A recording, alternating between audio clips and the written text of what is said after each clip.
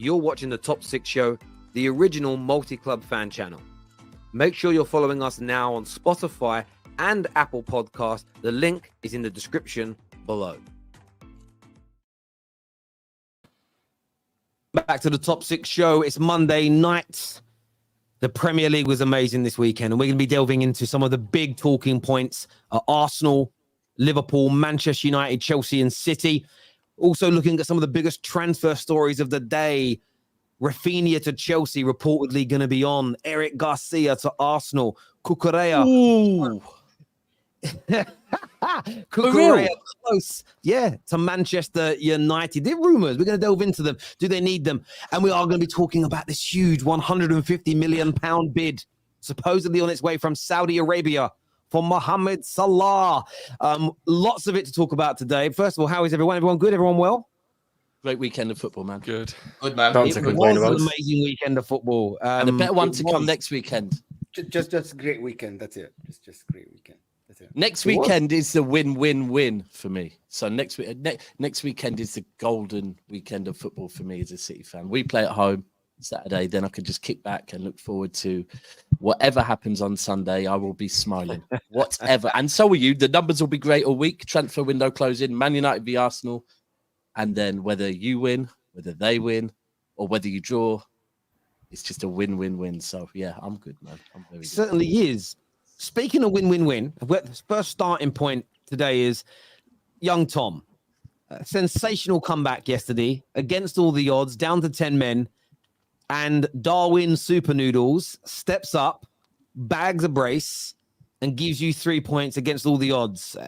How did it feel? Just first of all, what were the emotions like when that second goal went in? That was one of the best reactions to a Liverpool goal on the clock because of just how tough that game was and how we made it in the end. You know, down to 10 men for 65, 70 minutes in that game. And Jurgen Klopp got everything right. I very rarely say this about his in-game management because it's normally pants. But Jurgen Klopp got everything right yesterday. The substitutions, spot on. The tactical changes, spot on. We stuck in the game. That was all we needed to do. We stuck in the game. And the moment we got the chances, Nunez finally showed that he does have an ounce of composure in him. But that's a massive, massive result for us because last year that wouldn't have happened. And certain players just pulled performances out the bag that I don't think we'll see for another couple of months, i.e. the likes of Gomez. We ended up with Harvey Elliott as a 6 and still he couldn't break us down. You know, everything was just spot on from us yesterday. And to go away to St. James's Park, one of the toughest grounds, and I managed to leave with 3 points with everything that happened in that game. Incredible feeling. Absolutely incredible feeling. And that's probably one of the games of the season already, just for everything that happened. Well, not after 3 games, Jesus. I think that's the level now, Tom, right? Like you go into St. James Park, you park the bus after 10 men. Liverpool that used to go toe-to-toe with Man City, never concede position to people in the first 30 minutes. You concede a position. I get it. Jurgen Klopp got it right. Yes, he defended well, picked his moment, did the tactics. The second half was great. But if you're a Liverpool fan and you're happy and content with that first 30 minutes before the red card, I think your standards are dropped. I think your standards are dropped. The whole first half, bro. The whole first half for me. Yeah, I'm sorry, Tom. I'm sorry. I hold Liverpool to a higher standard.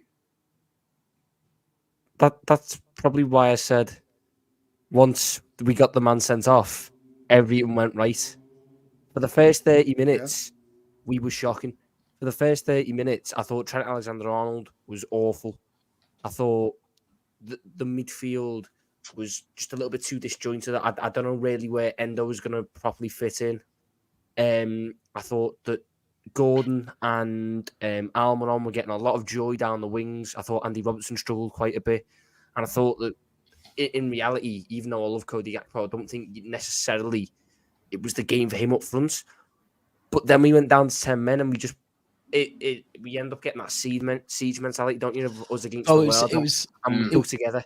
You posted the picture in a group chat, right? And I spoke on this earlier. There was a turning point, and this is everyone needs to remember this because last season, to be fair, Pep was at fault when he tried to rally the crowd when we got a decision go against us. When Jason Tyndall? That's his name, isn't it? Yeah. When he did that, right, the one thing you need to know is don't piss off Klopp, right? Because Klopp likes to fight. That's what he's about, yeah? And whatever he said at half-time, he rallied the troops big time, yeah? He got the best out of them. To be frank, you have to then say your team came out with a game plan, right, the second half, and he'd clearly told them, firstly, got them ready for a fight, but secondly, told them to stay calm, stay composed. Trent, salute to Trent, because you know what? First 30 minutes, dog shit.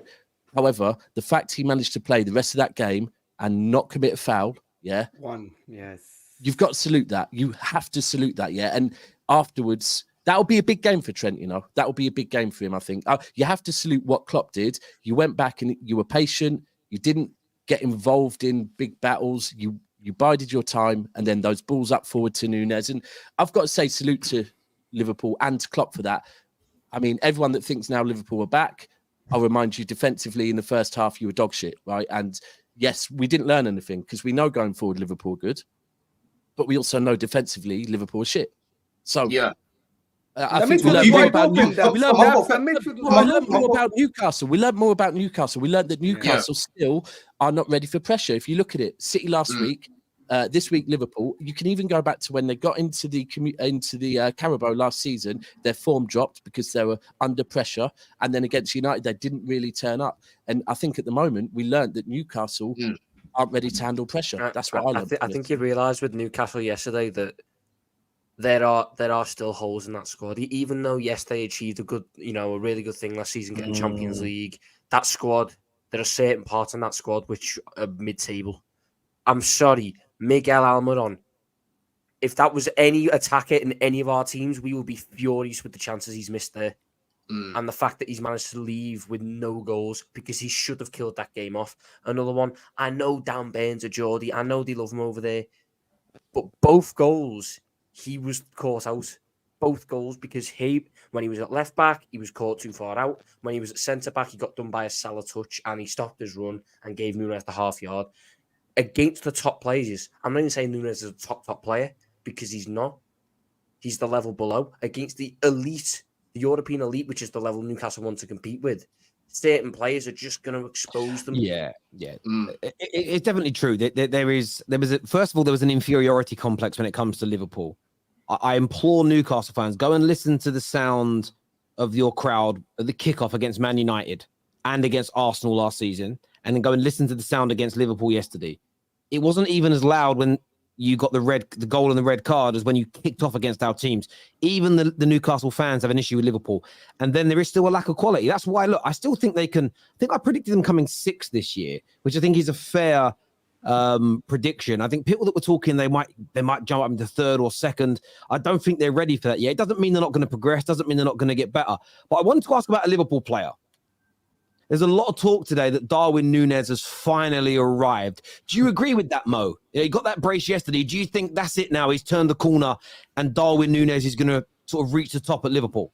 No, not really. He's still just 2 goals. Yeah, great finishes and great runs and everything and great touches and everything. But I can't just judge a player that had a terrible season of 1 goal, couple of goals on the counter attack, good finishes. Like, to be honest, the shocking season last year, and still in the beginning of the season, every time he stepped on the pitch, I don't see... Like, listen, he's speedy, can shoot the ball, but his movement is lacking for me. His first touch is terrible.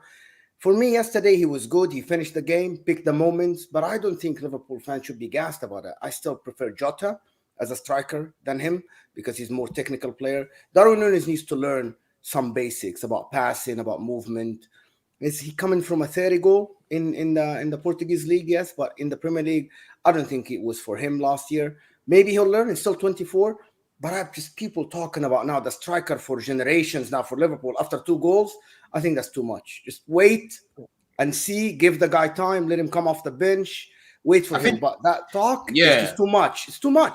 No, I hear it. I hear what you're saying. Yeah, like there are people going over the top now. Like Darwin, he's turned the table now. Like he's going to become this banging striker. That I don't agree with. Yeah, but personally, when you look at Darwin himself, I think it's good for him as an individual to actually get a little bit of confidence in front of goal. Because listen, he finds himself in good positions to score. Man, he gets chances, but he fluffs them. You know, he's definitely got a shot on him. If he composes himself, Darwin Nunez is a good finisher, but we haven't really seen it because he's just not got that composure in front of goal. So as much as he might not be the answer long term, I think for him personally, that will give him a little bit more confidence now to say, listen, in front of goal, if I'm just composing myself, I can finish them. Because two of those goals he scored yesterday, they were identical pretty much. It was the same sort of goal. So I think it'll be good for him going forward, to be honest. I think it'll be good for his confidence. I have a question for the panel about Darwin Nunez. Liverpool Football Club, under Jurgen Klopp, always a team that dominates position, press the team, press the opposition, stamp their authority from the first minute. Is that Jurgen Klopp's football? Is Darwin Nunez the man to play in these places, the small places and the 1-2s and stuff? You think so, Tom? Yeah, because we're not going to play that. We're not playing the same way that we have done in the past. I don't even think you necessarily play that way. I think that's I think as well. I think we've done that for a year or two in our pomp where you were just destroying teams. You had that, but there were still games there where they were tight. You know, we weren't dominating possession. We've never played really that style of football. We're a lot more emotive. And ultimately for us, we need the option that Nunez gives us. We need what he can provide. I think his movement is his best asset. I think his movement is genuinely so good. The way he's able to make them runs and he doesn't lose his confidence and everything. The finishing is good when it's there. It's inconsistent. He lacks composure at times, but he's getting better. Ultimately, it comes back down to the price. It was a hell of a lot of money to spend on him. And that is always going to hang over his head. But for me, I don't think yesterday is like he's there now, but it's one of them potentially sliding door moments. To have that at St. James's Park with the circumstances in that game, there's sometimes the moments that can really kick a career on. I don't think he was awful last season. I don't think he wasn't. Well, the reason last season, we have to remember, when Mo said he had a shocking first season, I don't think he did. I think he arrived at the same time as Haaland, and whether it be Liverpool fans, City fans, or the media, they were put in competition with each other. So Haaland went on and broke a lot of records, and we're judging Nunez against Haaland. It's not really that fair. For expectations, depths. It's all about expectations. I hear you. I do hear you. But no, you can't judge Nunez by the expectations that we had going into the start of that season, because that Liverpool team that ended up playing the majority of last season was not a team that hit those expectations as a whole. So I can't judge him by the expectations as a new player coming into a team when the team as a whole was awful for most of it. I think he ended last season with 15 goals and 5 assists, which in a first season... First season's not bad at all. That's not bad.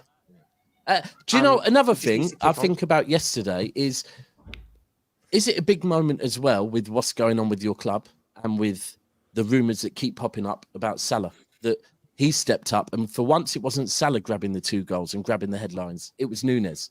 And is that a big moment as well? Yeah, I think it's massive. I think the expectation has always been that Nunez will kick on either this season or next season into a starting berth, and moments like that are what give you the standing to go off of.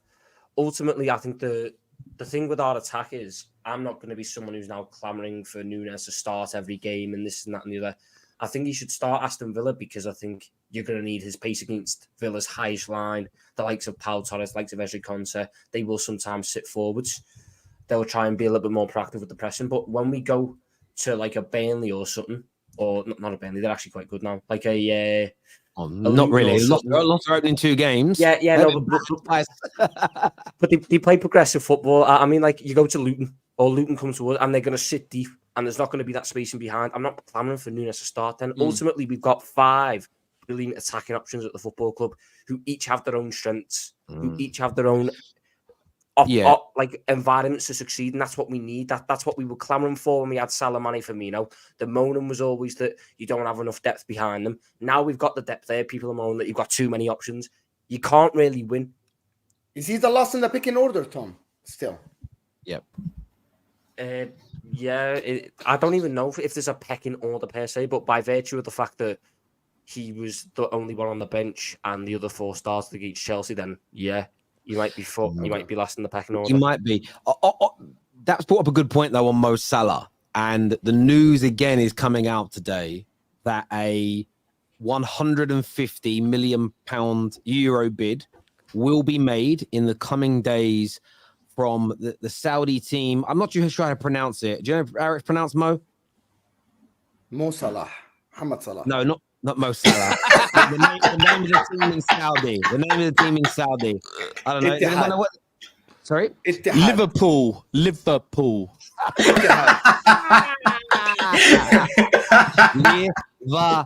Yeah. Ittihad. Al-Ittihad. Yeah, I mean, but they're looking to make this 150 million euro bid. The news isn't going away. Liverpool fans want it shut down. They don't want it discussed. They keep saying it's fake news, but it's coming from so many sources so regularly. That's a lot of money for a 31-year-old. It's a lot of money, 150 million. Free Mo Salah, bro. Just give I him was the money. saying Bowen. I was saying Jared. Bro. I was saying Jared last week, Tom. It might become a reality, man. I'm not buying Jared Bowen to replace Mo Salah, especially not at this point in the window, because you best believe we go in on the 31st of August for Jared Bowen. You think David Moyes is not sitting there going 100 mil? Like, I'm not paying 100 mil for Bowen. The fact of the matter is, You have Darwin Nunez now. You can play Jota off the right or something. You have Darwin Nunez now. I don't think. To be honest, I think you need to buy a right winger because you need a left footer. But by the by, the Salah thing. Look, it's a massive contract offer for him, so I can understand why his head's turned. And ultimately, for us, we run a sell to buy, sustainable model. This, that, and the other.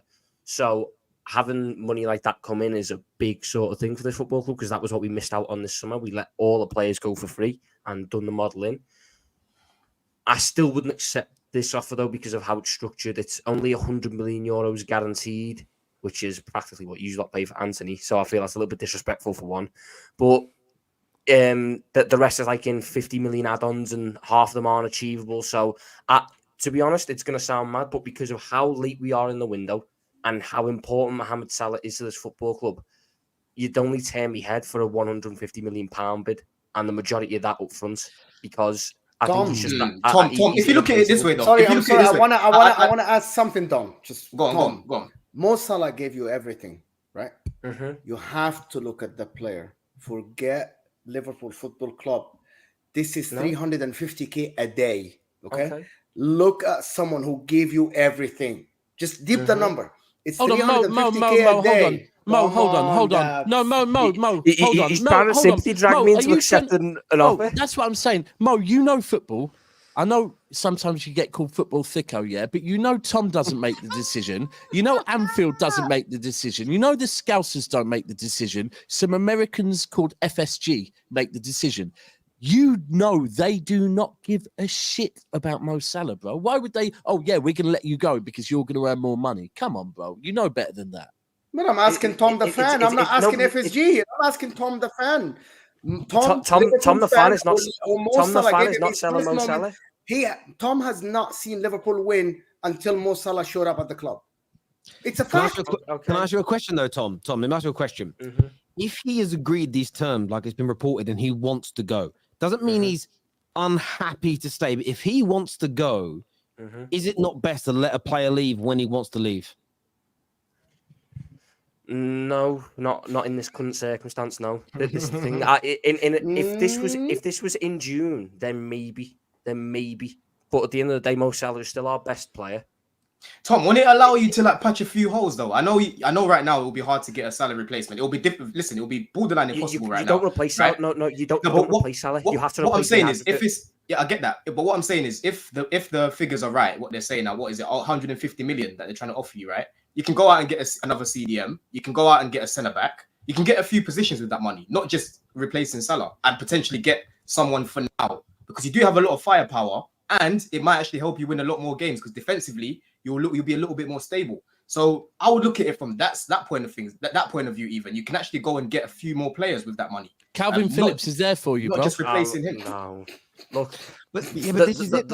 Go on. The matter of fact is, we should have that money available because FSG showed their hands, and when you've got 111 million for Caicedo. They do, and you don't. Me and Danny Devil in the Details had this conversation today. Man United don't need to sell to buy Amrabat, but the club are making us. The owners are making us do that. So what you have to do and what you're being made to do are different. I still think that, again, you take that money from Mo Salah, you're never replacing him. You're never replacing him like for like. But you go and get Jared Bowen, you go and get a top-class DM, you go and get a centre-back and a right-back that you need desperately, you might have a better team, someone like Darwin Nunez up front, then picks up the responsibility of a Mo Salah. You may end up looking, listen, it's only 3 games, granted, but West Ham and Tottenham look better after losing Rice and Harry Kane. And sometimes it's not because they're bad players. It's because that pressure is shared out amongst other people. And almost as a bit of a backs against the walls, everybody thinks that we're finished now because we've lost a certain player. We're not a one-man team. It can galvanize. It happened to you before. When you sold Philip Coutinho, the word was, oh my God, they're losing their goal threat and their creativity. You became a better team. So I think you sometimes don't cut your nose off to spite your face. He's 31, 32 years of age. Okay, he's probably got 2 or 3 years left at the top. To get 100, and by the way, I agree with you. I'd reject the first bid, but I would reject it in a way of saying, well, make us a better offer. If you can get 150 million flat for him, and a lot of that up front, that coupled with 100 million you've already got, you could do in the last few days of this window, a couple of 100 million, boom, boom, boom, bring in 3 or 4 top signings and change the course of your season. Because I think if you don't get a top quality DM and keep Mo Salah, you're not winning anything anyway. So what's the difference? It's just Mo Salah scoring goals, winning nothing. You could build a better team. Yeah. Look, I've said if you get good money for Salah, you're going to take it. The club's going to take it. The issue I have though is at this point in the window, you're going to have your pants pulled down even more. Mbappe's still available. Mbappe's still available. He just laugh at us. Doesn't his mum support you? Doesn't his mum support you lot or something? No, but Daps, he'd only moved to us to get his move to Real Madrid. That's all he did. He wouldn't move to you, we're just there a Rob. little bit, aren't we? Look, the matter of fact is, for me, the best Salah replacements has already moved this window. Musa Diaby went to Aston Villa. If you were selling Salah, that's who I would have bought to replace him. The matter of fact is he's gone, and I'm left with Jared. No. Who did you hold on? Who did you just say? Brennan Johnson. Brennan Johnson's available. I thought you said someone else then. Sorry. Oh no! No, that's your ex-player, mate. That's what I'm thinking. Jesus. Look, in reality, that is the way to do it. But if you were going to do that, it should have been done earlier in the window, because at this point you're going to have 200, close to 250 million potentially to spend on Sheikh Decore, who Tom, I've got a perfect name for you, to be honest. I've got a perfect name for you, to be honest. Saka. Who Sam always goes on about Jurgen Klopp. If you've got the money, you can attract him. So attract anyone. Yeah, but the issue is that wasn't done because of Caicedo. Hang on a minute. Could Liverpool a year ago, this time last year, everybody would have said Liverpool would take him in a heartbeat. If they dropped 150 million pounds for Saka now, would Saka want the move to the mighty Reds at Liverpool? Why wouldn't he want it? Just a genuine question. Why would he want it? Yeah, it's Liverpool Football Club. Why wouldn't he want to go there? Because he's born in London and he's a Hale End graduate. He's an Arsenal fan, an Arsenal player. We're better than Liverpool at the moment. There's no reason for him to want to go, and I don't think they'd offer him much more money either. He's well out of their remit. You can take Salah's contract 350k, Rory. You can't offer that. Well, Nicola Pepe, on the other hand, is available. We're not buying on Deadwood. Hey, he's a good player. Give him a chance. You've got no chance of Saka. I'm not doing all this. Give him a chance. You were trying to pay him off. You were trying to get rid of him. Yeah, we'll give him to you for free. You want honesty? Actually, 100 million pounds for Mo Salah now to replace him. If Rice is 105 and Caicedo is 115, seriously, is that really how you're going to get a top winger now at the moment in the current market? Like, I'm being serious now. From the club's perspective, 100 million pounds for one of the top goal scorers in the Premier League is not a lot of money. For his age, I think it's fair. For his age, it's similar to Harry Kane. I think it's not that much. You don't think he's going to bank 20 goals this year? He's going to get 30 GA this year? No, he will, but he won't do it. He won't do it in 2 years' time, though. That's the issue. Maybe they can sell him It's next who time. the club is, but it's who the club is. I can tell you now, yeah, if this was City, it would not be. They would not be offering this amount. It's because they know the owners, right? And at the moment, the owners have pressure on them to put the hand in their pocket because the top Reds are about to turn, right? And that's going to be different. It's not like people all over the world turning. When the top Reds turn, it will be a lot of noise and it will be very difficult. So they have to make some signings, which means potentially reaching in their pocket. They don't want to do, right?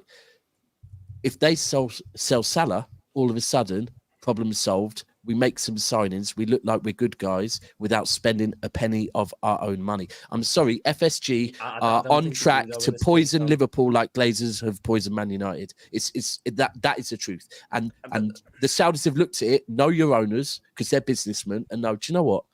We've got a chance with this bid, you know. It wouldn't happen at certain other clubs, but Liverpool, they know your owners and they know there is a chance it could happen.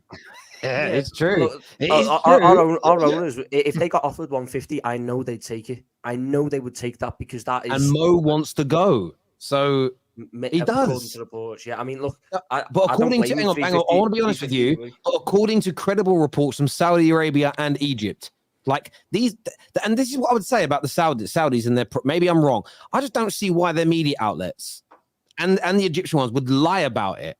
Just to get the hopes up for no reason.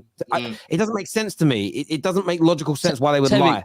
Terry, the Liverpool Echo never lies. Liverpool Echo never ever lies, bro. No, I get you, but think about the who owns the media companies in Saudi. What are they lying for clickbait for money? And Tom, and the thing is, you have to look at it as well like this. Yeah, Salah's been offered over 100 million a year. Let's be real right now. Liverpool, like your owners are not showing any ambition whatsoever. It's not like you're in a project like Arsenal or like a Man City, for example. Your project right now, the ambition's not there. So Mo Salah agreeing terms, I'm not surprised by it, bro. Like over 100 million a year, he's won everything he can at Liverpool. It makes sense. It's true. He wants to leave. That's fine. That is perfectly fine. It's too much money, bro. That's fine. But I'm not a fan of Mo Salah. I'm a fan of Liverpool, and the best thing for Liverpool at this point in the window is to keep a hold of Mo Salah because you're not going to replace him. You're not replacing him at this point in the window with the money you're getting.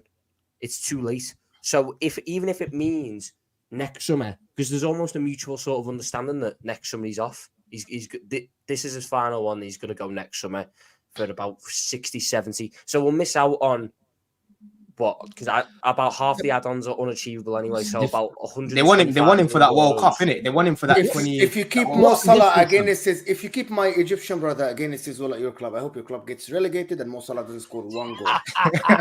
Well, we know what you think. We know what you think, Mo. You said it on every I'm serious. I said it. I'm up. Listen. At the end of the day, Mo, I said it for Mbappe. Listen, there is money, and there is different kind of money. Listen, I would say I was talking to Dabs about this, and he said if this was a Man City player and got offered that much money, it might be once in a lifetime opportunity. Bro, 31 years old. Kante bought a club. Listen, it's ridiculous. Kante bought a club over 100 million a year. It's beyond football. It's beyond tribalism. It's beyond clubs. And if you invest it right, you can become a billionaire. Like if you invest that, you get under 200 mil, and you invest that right, tax free, by the way, you can become a billionaire. Not easily, but you can do that. It's different levels. Look, some super chats here. First one says bedroom friends. It's true, we are bedroom friends. I'm not in my bedroom, to be fair, but I mean, it looks like a bedroom, doesn't it? Yeah, I'm not either. It's an office space. It's a bedroom converted into an office. Rory can't say it's not a bedroom because we can see the bed. Yeah. Rory, it's all right, mate. It's what we do. Salah is too ambitious to go to Saudi, maybe Madrid. Ha ha ha ha ha. Sorry, can I just that last one? Honestly, I wouldn't be able to deal if he went to Madrid. You know that would be it for me because they've done everything to ruin us in the past however many years. If they now take Salah again, they're going to take Klopp at the end, bro. They're going to take Klopp at the end of the season. Don't worry can you imagine as well? Imagine taking Salah. Beautiful. Klopp and Jude link up. Tchouameni as well. Tchouameni. Yeah, and when you find out that Klopp pulled away from buying Jude just because he knew Real Madrid were getting him and he's going there anyway. It's all been a ploy. And he's done just that last super chat. The last super chat, the one about bedroom friends. Do you realise if that's what you think, you're watching six men in their bedroom? It's kind of weird, bro. Depends what you're into, though. It might float his boat. Neil here says the sell to buy policy is a farce and is not going to work long term. FSG are clinging to it like it's gospel. We will never be able to compete with other big clubs if FSG is still in charge. Listen, that was Yeah, we all knew it was a farce when it came out, but Liverpool fans perpetuated it. This is on them for pushing that notion. LFC My Religion says, and so it begins. Be a fan for God's sakes. Sorry, mate. Sorry, I forgot you. You're the one who wants me to be ultra positive about the football club every single time of the day. So even though for the first 45 minutes we were really bad against Newcastle, I should just forget all those issues because they're not going to pop up again. You know what we should do from now on? We should get a man sent off at the start of every single game because we seem to win when we do that. Do you agree? Should we just keep like? Let's rotate Endo and we'll rotate Jones and we'll have like a 3-man rotation so that by the time the suspension's gone, the other one's back in line to get sent off again. Why are we trying to be ultra positive? No, I think it sounds perfect. Good show, good job, Terry. Thank you. Thank you, Akil. I appreciate that. This says maybe Darwin needs to go to a mid-table team like Fulham or Fiorentina, and then Mo will rate him. I've heard what they've called you in the comments. They call you Mo Gender. That's his name. His name is Mo Gender. I love it. Mo Gender's brilliant. People are sensitive. They don't want to hear the truth. This here says Tom Sambi Lokonga is available. Good player. Give it another 3 days and I might take you. Yeah. Just say if he wins AFCON and the player of the tournament and has a good season, get more money, is what Dinesh says. Well, you don't know the Egyptian national team, so he's never winning AFCON. Yeah, we'll let you say that, Mo. This here says, over the last 5 years, at least one manager from the top 6 club is sacked every season. Question to the panel, if you had to have a bet on it, who's getting sacked first this time out of all the top 6 managers? I reckon it could be Ten Hag. I think that's the only one. Ten Hag or Howe. Yeah, I was going to say that. Ten Hag or Howe. Oh, we counting Howe? Yeah. Oh, well, he said top 6. I guess. Well, Spurs or Newcastle. Who do you want to be in top 6? I thought it was just the big 6, not the top 6. Yeah. Do you know what? Ten Hag. I'd say on Ten Hag, if that is the case, then United fans should be prepared to protest more than ever. Because if that's before the new owners come in and the Glazers, nah, that's not on for me personally. It should be. Listen, our fans they protest, but they don't do anything. I hear you, but it should not be. Right now, Ten Hag. It should be Ten Hag. Ten Hag because our start of the season. Although we have 6 points out of a possible, we're only a couple of points off the top, but yeah, we'll see. I think you have to wait a little bit longer, but he's probably the most vulnerable after the first 3 games. But I do not think this season, Newcastle, Liverpool, Man City, Arsenal, Tottenham, Chelsea. There's one more. Man United. I don't think any of their managers get sacked this season.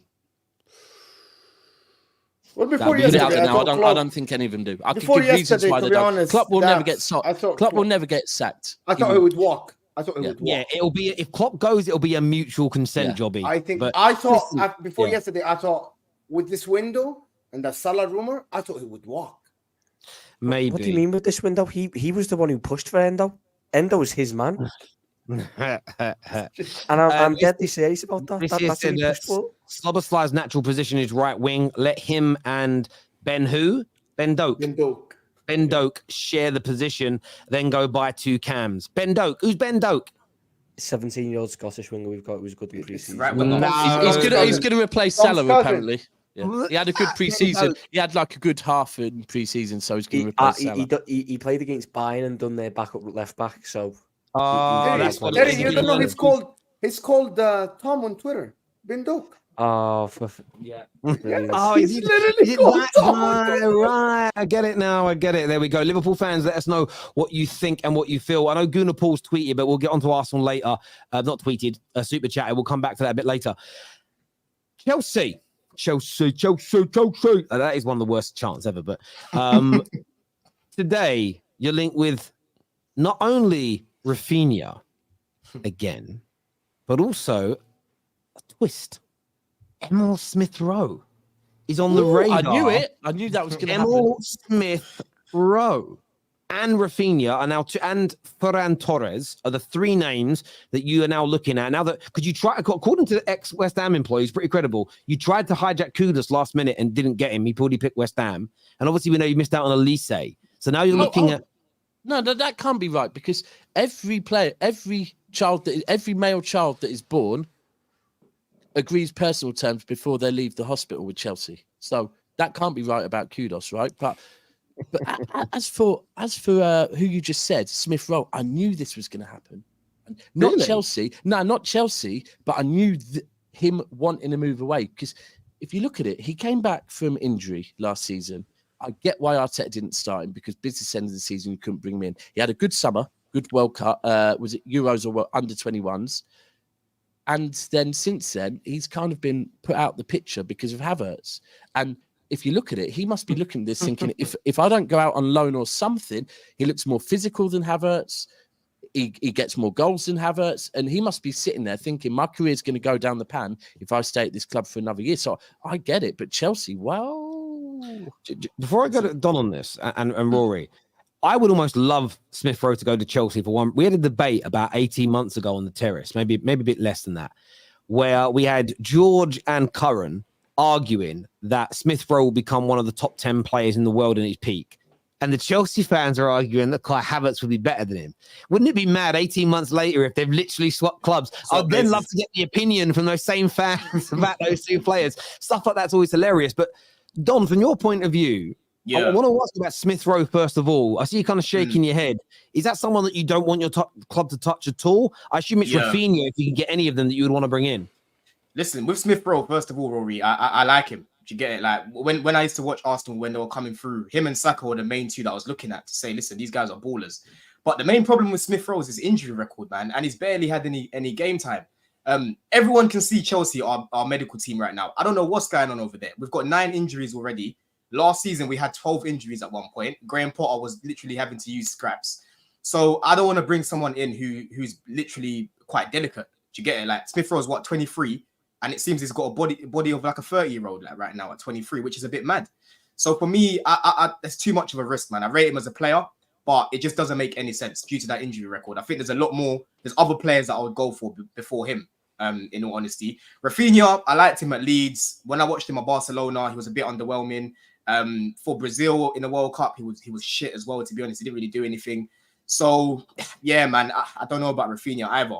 A few of the links that have come out today, like Ferran Torres, Terry, I'm a bit underwhelmed, man. I don't really know how far they're going to go. You're not on the Brennan Johnson hype train? Nah. He can go Spurs, man. He can go Spurs. But for me, Smith-Rowe is too much of a risk. We've got too many injury-prone players, or our players keep getting injured. The moment we bring him in, that's it. It's done. Like, he'll get injured as well. So I'd rather not. But he's a good player. Who are you actually taking then? Like, because you so far just said no to everyone. Mm-hmm. Who are you actually taking? I'm taking right now. I'm taking Morgan Gibbs-White. I'm taking Eze. I'm taking Cherky. I'm taking Bacola on the wing. I'm taking a few others before Smith-Rowe. And literally, when he says he's taking, he wants them all as well. By the way, just all to be of them. clear. I want them all. I want them all. And why not? If you're Chelsea, why not? Put it this way: I'm taking Marcus Edwards before Smith-Rowe. I'm taking him before Smith-Rowe. Smith-Rowe's injury record's not great, man. It's not good. Rory, do you think Smith-Rowe's done at Arsenal? The fact that he's, again, you bought Kai Havertz in and others that play in his kind of positions. No, I don't think he's done. I mean, he's not played a minute yet this season, which is strange, I guess.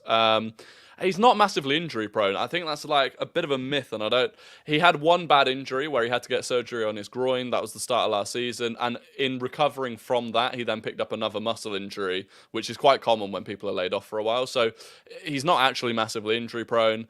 I'd hate it if he went to Chelsea. Like Balogun didn't.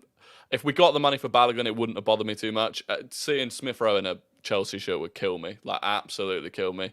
And I do think he's ex-Chelsea. Yeah, we released him. Well, and I do think he's still got a career at Arsenal. I do still think Arteta's made it clear he wants to use the whole squad this season. The one worry is that actually Fabio Vieira came on against Fulham and looked really good. Where for me, it kind of felt like Smith-Rowe and Fabio Vieira were going to have to compete with each other for effectively one spot. But I don't see him leaving before the end of the window because, again, we'd need to replace him. And that would be difficult. So, but if we're going with the same thing that what Mo was going with, and you're probably going to answer this with you're an Arsenal fan, not a Smith-Rowe fan, but don't you think that if ultimately if you don't let him go, his career's down the pan? How old is he now? 22? 23. 23. He's just had a great summer, one of England's best players in the tournament. And it looks like, Arteta's gone and put other people in the pecking order with him. I think he's going to be pushing massive, like not just saying, if one comes in, I think he's going to be pushing massively. If Chelsea don't go in for him, this could be his agent trying to get the feelers out there for other clubs because I can't see him featuring. And the problem is at Chelsea, he would bring Chelsea goals. I would kind of agree for like in terms of if I wasn't just an Arsenal fan and I was actually cared about just Smith-Rowe's interest, if it wasn't Chelsea, I'd say yes, maybe. If it was United even, I'd say yeah, maybe. Chelsea, Amari Hutchinson went to Chelsea last season because he didn't see a pathway to the first team at Arsenal, which would have been there if you look at Saka's backup that's almost non-existent. Amari Hutchinson went to Chelsea to get more game time. He's now sat on the bench on loan at Ipswich. Like, I don't think Chelsea... in fact, I can't think of a worse club to go to further your career than Chelsea. So, I get your point, but not... Was it a loan deal? Was it loan or was it... No, I mean they haven't. I didn't read the full. I didn't read. Maybe I didn't read it enough. I just read that they're on the radar, and their players at Chelsea are kind of considering as Chelsea need to add more of an attacking threat. I think we can all see that. So the thing is though, Rory, with Smith-Rowe, if we was to bring, let's say we was to bring him in, it's completely different to Amari Hutchinson because he was never brought in to be a first team player. Smith-Rowe would actually be brought in to be of course he would be. He wouldn't be in on which position. Oh, is he good enough? He's good enough. Smith-Rowe's good enough for your Smith-Rowe's a baller. Like I rate him. I rate him as a player. But what I'm saying is, listen, I've struggled with injuries, bro. Like my team are struggling with injuries right now. I don't want to add someone else who's had injuries, in his career like so early. Do you know what I'm saying? No, I agree. He would probably play in the 10, because obviously Nkuku's injured right now. If we needed him there, he could potentially play on the wing. So there's a few. He's quite versatile. Do you get what I'm trying to say? But for me, there's a lot more. There's other names that I put before him, man. But I rate him, like I said. But this is what I'm saying in terms of his career, because he might go and start for you now. If he starts in the 10 and Nkunku comes back, probably replaces him. You've got you've got Mudryk, Sterling, Madueke. There's just so many players at Chelsea that I could just as easily see him dropping out of the first team and not really getting any minutes either. So if he's not going to play many minutes, he may as well just loan do that to at Brighton. Arsenal. A loan to Brighton is what Arsenal want. But he's not getting any minutes at Arsenal anyway. He's not getting any minutes at Arsenal anyway. You literally have Vieira, you have him, you have Havertz, you have Odegaard. You've got so many midfielders, bro. And if Arteta reverts to the midfield that you want with Partey, Odegaard, and Declan Rice, he's even further down the pecking order, bro. So I know you're shitting on Chelsea right now, but he's not getting any game time at your club either, bro. How much do you rate Smith-Rowe, Rory? That's the thing. Do you think that honestly, to Chelsea, he won't be able to hold the position? I don't know who holds the position at Chelsea at the moment. I think that's the issue. I think it would be a gamble. I think I love Smith-Rowe more than his quality is worth, if that makes sense. I don't think he's as good as my love for him is. Yeah. And that's why I just hate to see him at Chelsea in general. I get where you're coming from. It's interesting because I was just looking at his injury record while we're talking. He's had a few injuries, as you say, groin injury, some head. Like last season was an interesting one because he got injured. He had the groin injury in September and he was out until like the 28th of November. So he was available from after the World Cup until the end of the season. Nothing else wrong with him, but he barely kicked the ball. So the fact that he wasn't getting into the team at all last year was nothing to do with his fitness issues. The fact he's not kicked a ball so far this season. This is one of those moments where, as Arsenal fans, you have a love for a player, like you've said, but you got to wake up and smell the coffee. If he's not getting game time, then he's not. He's in the plans, but he is a backup to the backups. Essentially, he's an absolute fringe player. So I can understand why they're looking at him. But I wanted to ask the Chelsea fans about Raphinha because he is top quality. And I know he's only been at Barca for a year, but he keeps being linked with moves away again. Their financial issues are all being spoken about. There's talk today that some of the big Spanish clubs might have to leave Europe because Spain are bloody saying they're going to pull their clubs and nation out of big competitions if they have to sack their president. That's probably not going to happen. It's all getting a bit much over that kiss now. It's just Do what you gotta do. Spain-Saudi link-up soon come. Oh, can you imagine? But yeah, like Raphinha, though, would you like to see another move for him? Because you nearly got him last year. Yeah. I was annoyed when we didn't get him last year. I was really annoyed, man, when that happened. Like when he was delaying. Obviously we had a fee accepted with Leeds. But then it was him that was going back and forth with Barcelona, him and Deco. I've rated him at Leeds, but like I said, the year that he hasn't been in the Prem has been a bit underwhelming. He hasn't really done anything at Barcelona. In the World Cup, like I said, he didn't do anything. So I don't want to be that club to have to revive his career. We've had too many of those players, Terry, over the years. You know, I'd rather we look elsewhere.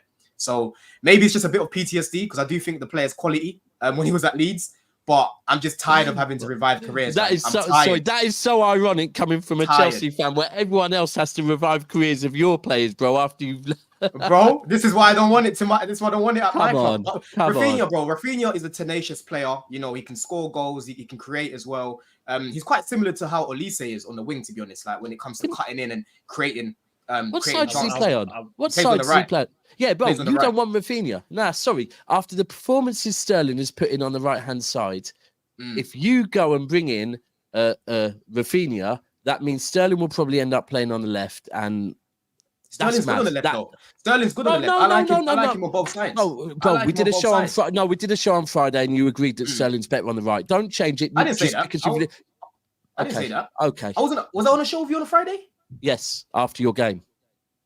I never said I prefer Sterling on the right. I've always said I prefer Sterling on the left. Even with Roms, when me and Roms were having a conversation in the group chat, I said I prefer Sterling on the left. I've always said very convenient. Now you're linked to the right winger. Bring up the CDs. I've always said it. I've always said it. I prefer Sterling on the left. And the reason why is because when he cuts in, he can cut in on his stronger foot. I know he's. You know what I'm doing after this show, innit? So, bro, you can go get whatever you want to get, but I've never said I prefer Sterling on the right. I prefer him on the left. So. He's versatile, isn't it? If we do get Raphinha, it doesn't mean that Sterling's not going to play. He can just play on the left, if anything. So we'll see what happens there, innit? I'm not fully against Raphinha more than Sterling done. I'm sorry.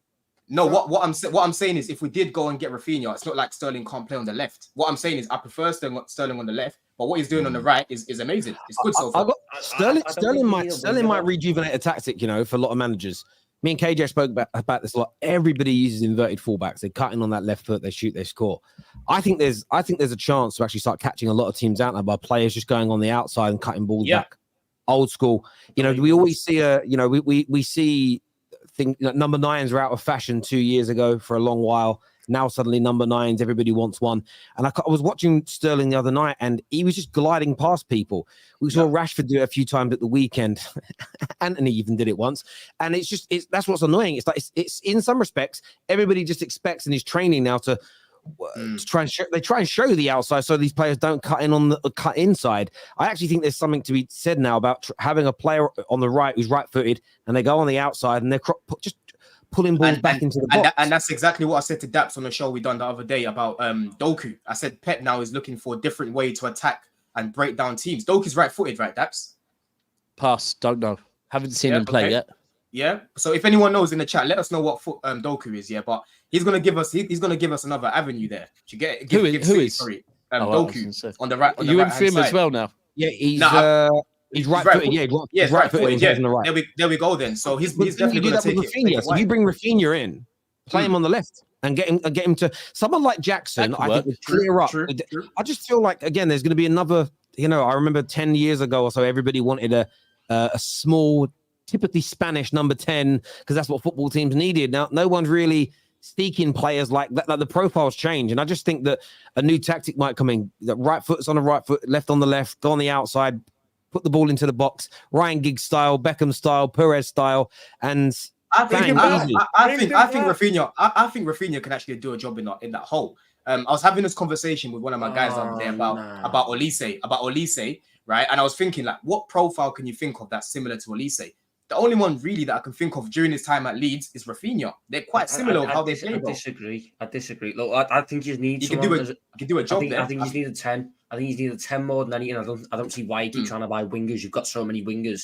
And this is the point that this is my gripe with the Chelsea thing. Yes, I know that he said we will buy players and not all of them will make it. But you don't, there's the real potential that you don't give players enough chances to make it. You buy these young players, they're not all going to hit the ground running. Ultimately, the position you're weakest in for me at the minute is attacking midfield. Even with Carney, who can come back from injury. I know he had a really good game against West Ham. He was good against us.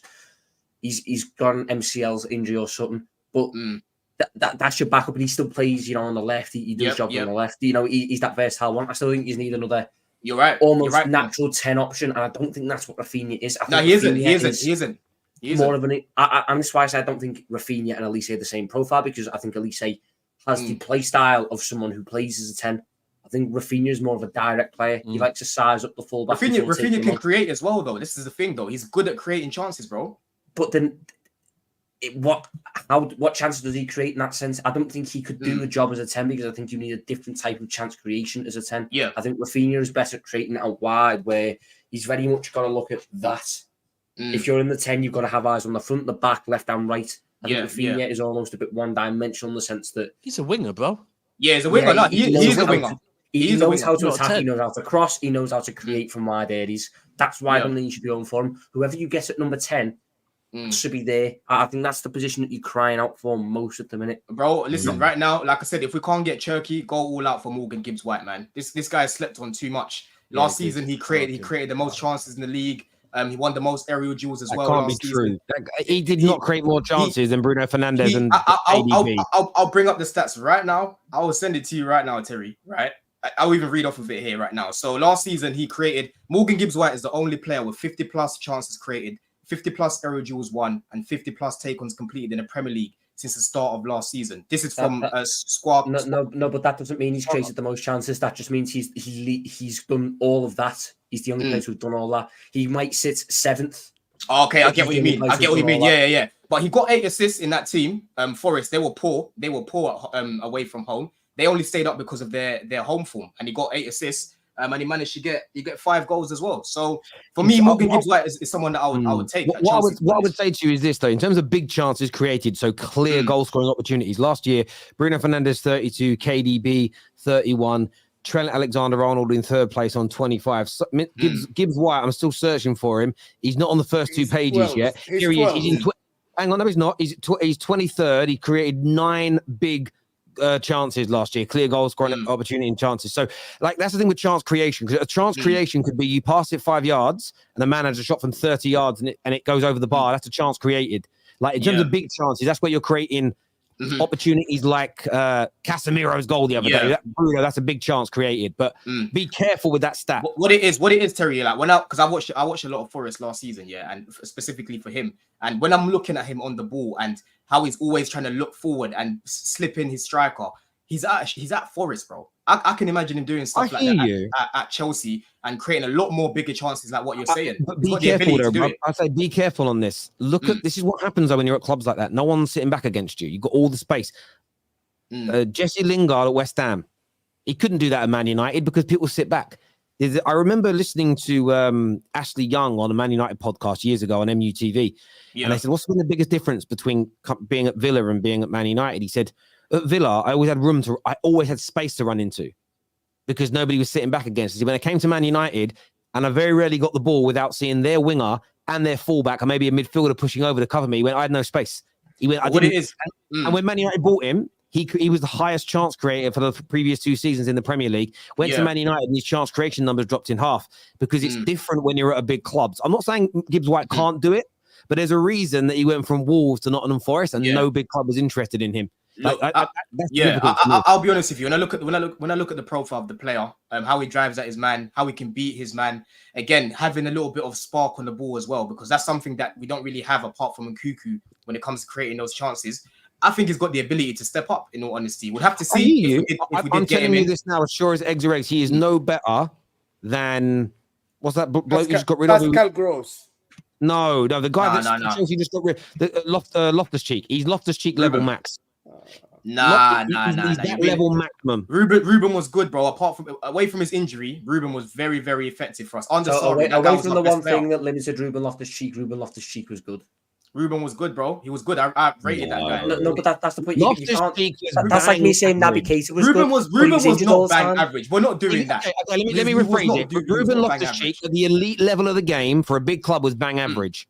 Bang average. Otherwise, if he wasn't bang average, he'd still be playing for your club.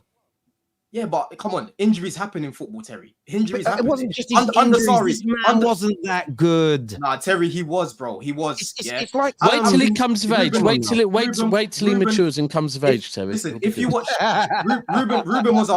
Ruben had a good loan at Palace that time, if you guys remember, right? And then when he came back to Chelsea under Sarri, he was literally our best player.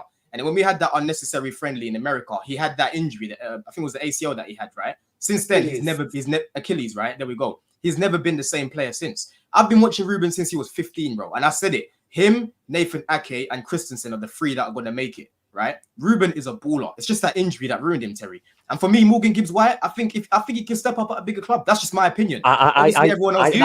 You man should have seen me when I was 16. If I didn't stop playing football. I think you need to aim. If you're Chelsea Football Club and you spend all that much money on the midfield, I think Morgan Gibson is a good player. I rate him. He's a good player, creates chances.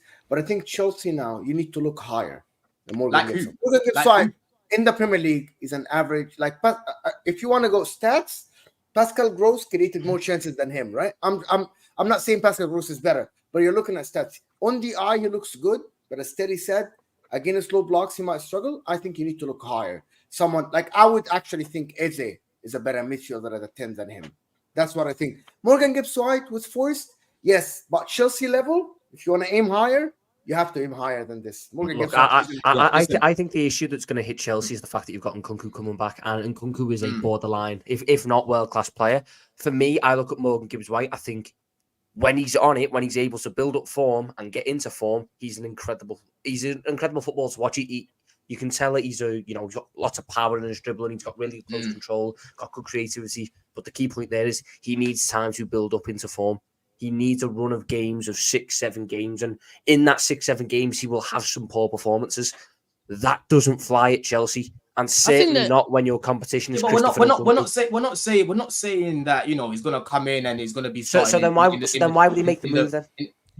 Bro, because it's Chelsea, bro. Like you're not gonna if you're gonna go to a bigger club, you can't be guaranteed to start every single week. Let's be real, and he'll know that himself right now. He'll know that himself. So when are you gonna buy? When are you man gonna buy players, right? Because you do have, trust me, you've told me enough. You've got a lot of potential. When are you going to buy players with experience and actually not potential, but actually people are saying, we should aim for better. Me, I would go for Turkey as my number one. That's who I would go for. I wanted Kudus as well. Kudus is gone. Now you guys are saying Chelsea should aim for better. You tell me the names that we should go for right now that we can realistically get in the market before Friday. Well, you can get whatever the hell you want. The way you you guys let me know, because I can sit here and do career mode and tell you all these names that I know we can't get. Or I can tell you realistic options like Morgan Gibbs-White. But Chelsea, you guys are saying Chelsea this, Chelsea that. Okay, so can we go? I'm not. I'm just. Hold on. Hold on one second. Wait. Let me ask you a question here, Mo. Yeah, because I know what Chelsea are. We're a big club, right? I'm not going to start naming career mode names. Can we go get Valverde right now? You can go offer 120 million. They will give you the player. Where's the 100? But he's not an attacking mid. Where's the 120 million? What about Barella? What about Barella? Oh, here you go. Nah, not for me. Not for me. But you'd rather potential that, bro. That's mad. You'd rather potential. You'd rather potential than Barella. That's mad. So wait, is Barella a 10? I've heard from you, Don. You've got great football knowledge generally, but you're sitting there a minute ago bigging up Loftus-Cheek, but so no for Barella. Wait, hold on. Mo would know more. Is Barella a 10, Mo?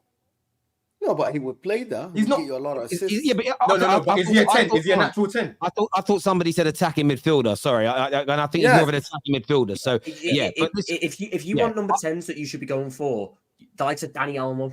I think Danny Olmo would be a better option. That's a good shout. Than Morgan Gibbs-White. An out there name who I think would be better on a budget for you, and I think would be happy with a rotation role, and he's a very flexible one. Pedro Gonçalves from Sporting.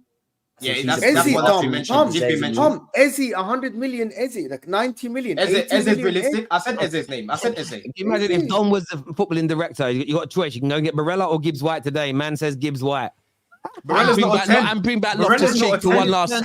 Bring back Loftus-Cheek for one last hurrah. This is what I'm saying, yeah. Morgan Gibbs-White is slept on. Nah. For a fish finger sandwich.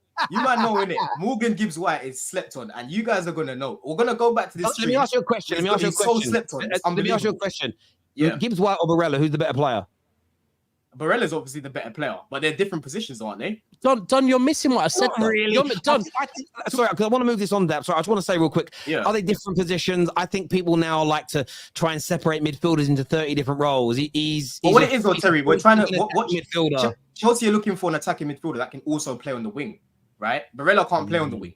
So this is why I'm saying I'm looking at the profile of the player, bro. But Don, you missed what I said. Don, you missed what I said. I'm not. Yeah. Look, I've said in our group chat that I rate Morgan Gibbs White. Sorry, Morgan Gibbs White. Yeah. Thank you. But it's more the fact that all these players you talk up, are all based on potential. And look, I rate it, but I think you need some experience in there as well. It's just all based on potential and potential.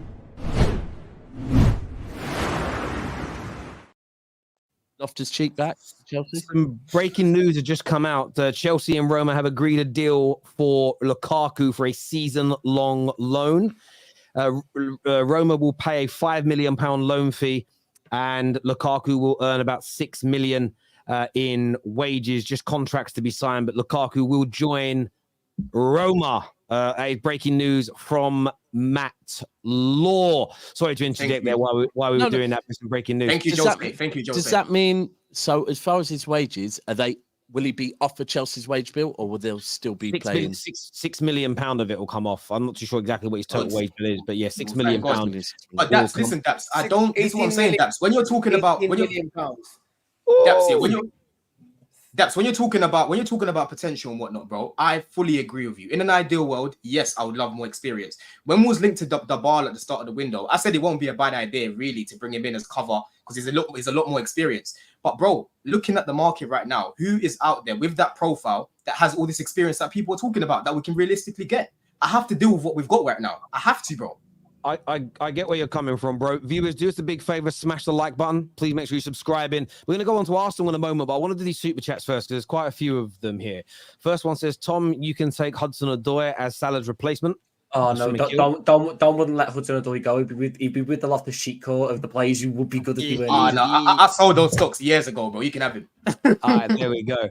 Have been following the channel for over 4 years. Today, I'm privileged to become a member of this channel. Well, thank you, Akil. I appreciate that. As a Chelsea fan, I think we can challenge for the league if all our signings gel as soon as possible. Would prefer Cherky over Smith-Rowe. Big up, Don, is what Akil says. Akil. Big up, my brother. There we go. He had surgery on his back. That's why he was out. Okay, fair enough, Brian. Thank you. I just didn't read that on the profile on Transfer Market in terms of another injury. Arsenal have Champions League football. He is needed as Odegaard's backup. He is, or Kai Havertz. He needs an investigation. We're going to come back to that one. We're going to come back to that one later when we move on to Arsenal in more detail. To Judge Mo, do you think that Dominic Szoboszlai is going to be a KDB replacement if he didn't go to Liverpool, or is that comparison misleading? I think that's a misleading comparison because I think he played on the right wing a little bit coming inside, and I think he's a different player. I think he's more direct player than KDB is more of an assist player. I think Dominic Szoboszlai is more of a direct player than KDB. It's a very good way to start off the comparison, so I see where we're going with this. Why are you comparing Szoboszlai to established KDB? Like it just why was Odegaard put there as well? But we move. Why are people comparing Højlund to Haaland just because they got blonde hair? It's mad. It shouldn't be happening. Exactly, yeah. It is true. Experience is seriously overrated. I'm going to interject and just say this. That is what the people that built that submarine said. They said we're not hiring anyone with experience. We want to hire people that inspire us. Who does he support? Do you know? With that, he's either Chelsea or Arsenal. He can only if he's Arsenal, I'll tell you now. If you got Gundogan in the summer, I'd be worried. You didn't, and I'm not. Experience is so important. There's a reason why.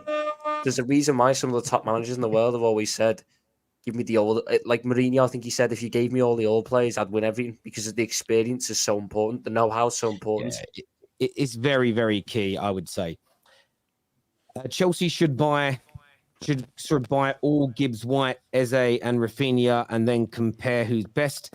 If all don't work, loan them out like Lukaku, is what Anthony says there. To be fair, Eze would be the safest option. He would be the safest option, right? But for me, Gibbs White is slept on, man. He's a baller. You got a That's soft a spot. funny super chat, Don. It's all right. That was a funny super chat. No. I laughed at it. I'm just saying, bro. Like, it's all right, bro. Like, Zane okay. here says all this gives White hype.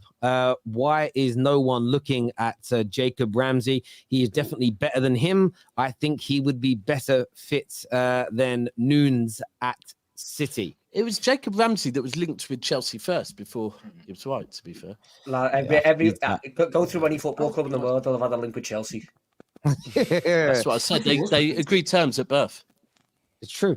Don, what about David Washington kid that you signed? He's so young. Are you going to start him or send him on loan to Strasbourg? No, he's going to be playing for the under-12s team at school. He's very young. He's With Loftus-Cheek.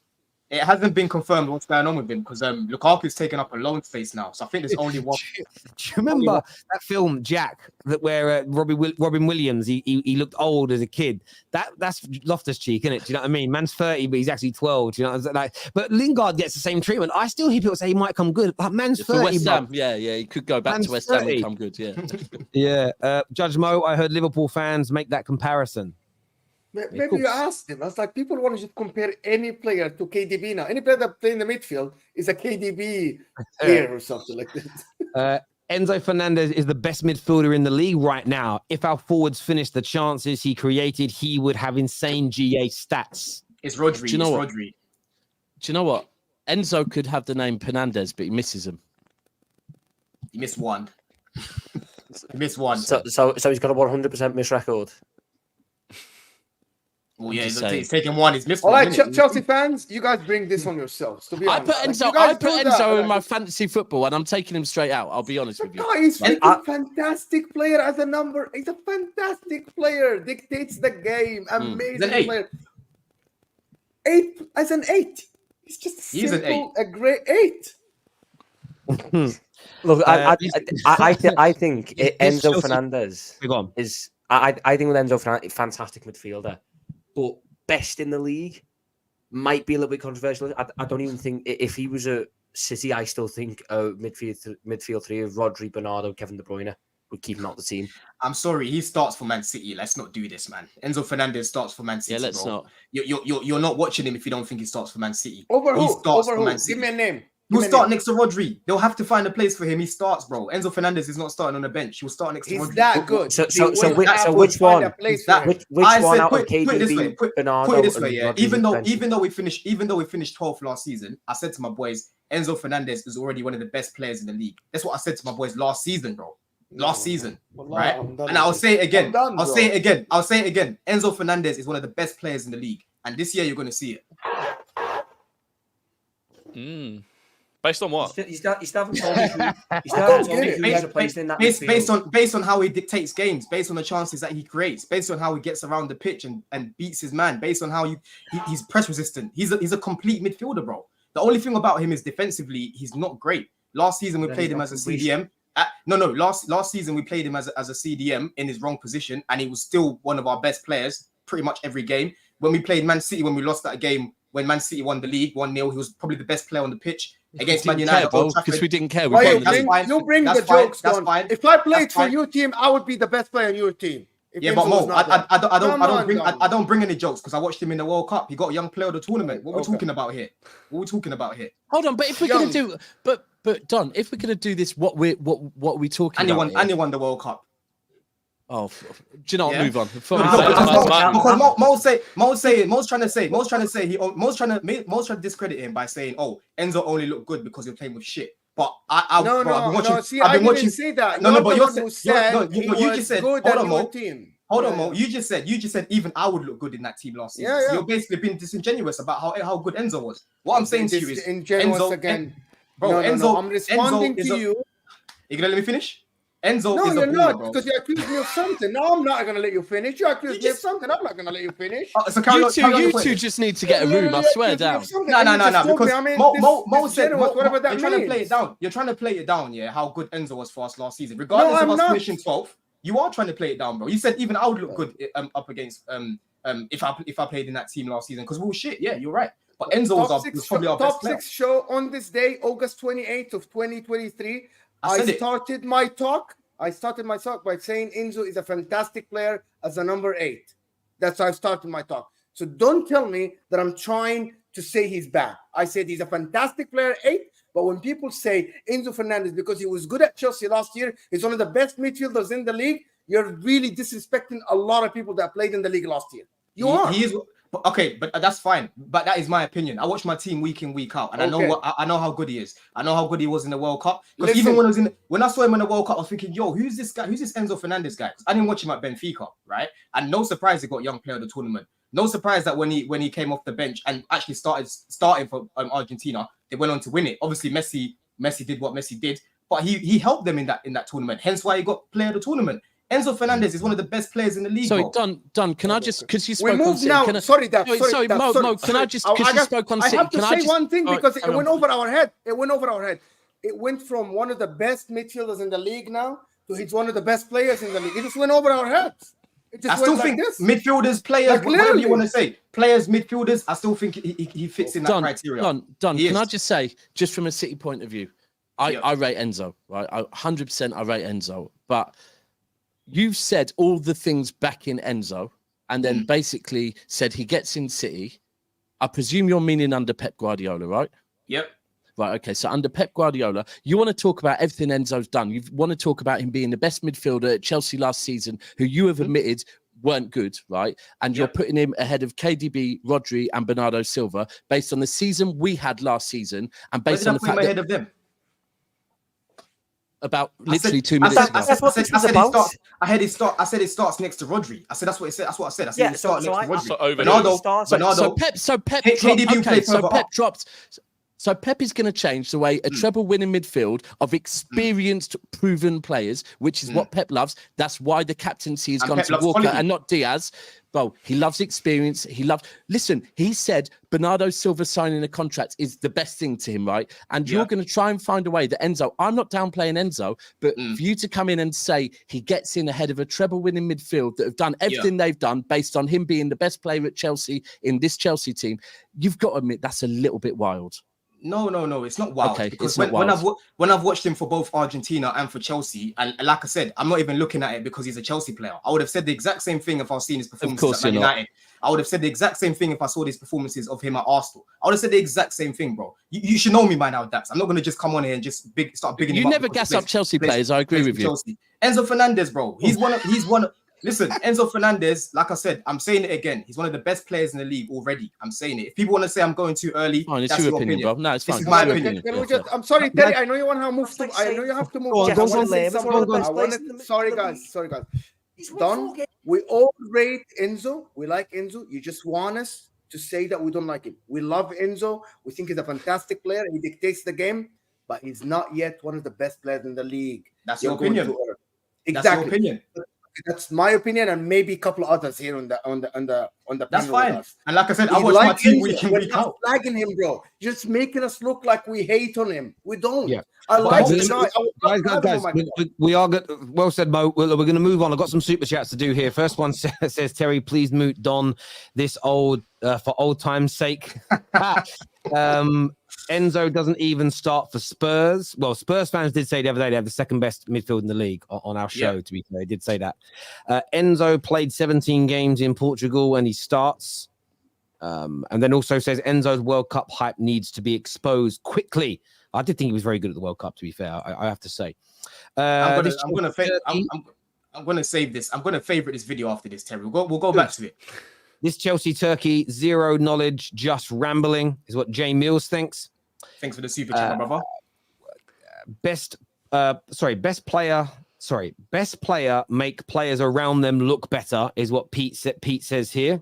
Interesting take. Enzo not World Cup. Sorry, not world class. Some Paul fans that gassed up Jones. Same. yeah. Yeah, I'm not. same. Sorry. Enzo- Because I've Enzo's sat not there world and said class Curtis yet. Jones is world class. Enzo's Yeah. not world class Same. yet. He needs a bigger sample size. He's not world class yet, but he can become world class at Chelsea. 100%. This goes back to the Liverpool chat, and it says we will get the same offers for Salah in 2 years. Facts? No, you won't. You won't. Average players now costing 80 million, so 150 million for Salah is a joke. Other clubs are just praying for us to sell because you fear him. I do fear Mo Salah, yes, 110%, but we'll see what happens. Zane here says, I think Don has smoked the same shit which Igal smokes daily. What the hell is up in London? Pep doesn't start the second highest goal scorer in City last season. Enzo isn't starting for City. You ain't watching City, is And guess what what, Zane Zane? says. You're not watching Enzo Fernandez, because I believe me, if we didn't buy him in January, Man City would have been after Enzo Fernandez. I promise you, they would have been after him. Good thing we got that wrapped up Man in City January. turned him down 6 months before. And so did Liverpool. Many clubs. Yeah, I turned know him we down. did. I know we did. Look, I'm not going to United knock turned him Enzo. down. That I'm doesn't not- mean anything. No, I'm not going to knock Enzo. Yeah, I'm not saying I wouldn't even take him at City. I just think you coming on and saying we changed the whole style we play just to allow Enzo to get in the team based on what he's done so far is just a bit wild. If by your opinion you're entitled to it, Yeah. you certainly watch more of him than me. So Gunnar Paul says, even as an Arsenal supporter, I love the City fans on the terrace. Big Steve and Daps, both fantastic. Thank you, Gunnar. appreciate it, bro. Enzo just spams that stupid ball over the top. Like, obviously, I know you're trolling when you write that. He's a hater. Boys, Arsenal. There's an interesting transfer story today we'll start with on Arsenal before we talk about their game at the weekend. And we need to speak Kai Havertz because it's been trending. And I'm sure Rory's been in spaces and on streams. For 2 months, it's been trending, Terry. This is true. This is true. Before we get on to Kai, Eric Garcia, for a couple of days now, I've seen links that Arsenal might go in for the ex-City player. Do you think you need a player like Garcia to help you out, or is it a new attacker that Arsenal need, Rory? Because this rumor over the weekend has kind of done the rounds. Yeah, I mean, I don't think we need Eric Garcia. I don't think we need an attacker. Like we just spoke about the fact that Smith-Rowe can't even get a minute at the moment. I don't think we need an attacker. I think we need probably a defender. These scary rumours that Gabriel might go to Saudi Arabia still haven't disappeared, which would just be awful. And apparently Mark Guehi is our kind of backup if that does happen. But yeah, I don't want Eric Garcia. That's for sure. Well, I'll be real. The last memories of Eric Garcia was I think it was a Champions League season. One of our bad Champions League seasons before we started hitting semi-finals. Pep kept starting Eric Garcia, even though he said he's leaving on loan to go to Barcelona. Pep kept putting faith in Garcia in the Champions League, right? If you lot get him, I'm convinced Pep is actually in Arteta's ear talking absolute shit to literally make you throw the Premier League. Well, he's a snake. You don't want to go near him. Same when you were linked with Cancelo, I said, if Arsenal going for Cancelo, I honestly believe Pep will disown Arteta. Same thing with this one. Like it's just no. Like, yeah, I said this on a stream about it the other day. It feels like one of those links of, well, let's find a player that there's a connection to City, Arteta, Pep, and let's kind of write a story about it. That's how it kind of feels from the outside looking in. Arsenal are better than this, man. Come on, people don't. I think I agree. So Eric Garcia played for Barcelona last year. He plays for the national team. He's 22 years old, if I'm not mistaken, or 23 years old, if I'm not mistaken. He's young. He's for City too early, in my opinion. Eric Garcia is kind of a player who plays good on the ground. That's why he plays for the Spanish national team. He has a mistake in him, but he's still 22. Yes. I don't think it's that bad of a link, though. I know that he's just a snake, bro. I can't stand him. Sorry, he's a snake. I know where you're coming from, Daps, but as a player, by the way, at 22 years old with that much experience in him, like he has so many games under his belt for a 22 years old. I don't think it's that bad, actually. I don't think it's that as bad as people want to make it. Arsenal got a player like this a while ago, you know. Who was it that you got on a loan from a Spanish player you got on loan that was an ex-City player? And he did nothing at your club. I can't remember who it was. It was more of an attacking player. But I hear what you're saying, Mo. Do you know what? I probably need to put out because I'm biased. I hate the guy, so I'm just very biased. I know you do. Rory, do you genuinely think Gabriel could leave? Is that something that Arsenal fans are worried about? Sammy Mockbell said today that at least up until last Friday, Arsenal was still monitoring Mark Guehi just in case a big offer comes in for Gabriel. So, I mean, Sammy Mockbell's literally been like one of the most bang-on journalists all summer for us. So, and he's still not started a game. So, is that what I was going to ask? Do you think that's why he's on the bench? Because some people think he's only on the bench to shoehorn Kai Havertz in. I feel like there's something else at play here potentially.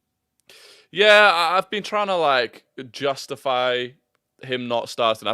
The first thing is Zinchenko not playing at left back because of injury, and he's still not ready to start games. This meant we've been playing Partey at right back, and none of this, by the way, has anything to do with shoehorning in Kai Havertz, as much as people might want to complain about it. So then we've been playing a left-sided sort of centre-back when we've got the ball, and clearly Arteta preferred a right-footed player to do that. First game it was Timber. Once he got injured, it was Tomiyasu, both right-footed players.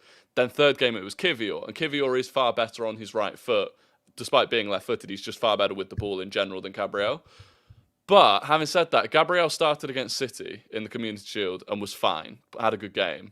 And I'm like, I feel like there's something's happening that would mean that effectively Gabriel is our sixth choice centre-back almost at this point, which makes no sense. It's a bit of a reminder of is Laporte at City, because even to this day he's gone now. Laporte, right, at City, I honestly would say was our second best centre back, but just it was for whatever reason he fell out of favour and then just couldn't get back in. And I think this weekend's a big sign for me because look, last season Saliba and Gabriel, amazing partnership, yeah, but partners, if a defender like Saliba gets used to playing with other centre backs, he still has to have a couple of games with Gabriel to gel back, right? Because he's got used to a player that maybe runs the line that little bit different, has to provide that little bit different cover.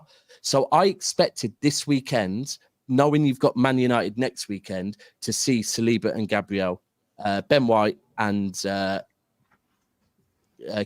matter. Whoever on the left, whoever left back. Yeah, but that and the fact that hasn't happened, I'm not going to come on here with conspiracy theories, but it's like, what is going on? Because I'm sorry, this seems wild now because that centre-back partnership was solid last season. And the fact you haven't, I think we'll probably all sit here, Terry, you're a United fan. Would you say next weekend you expect to see Saliba and Gabriel?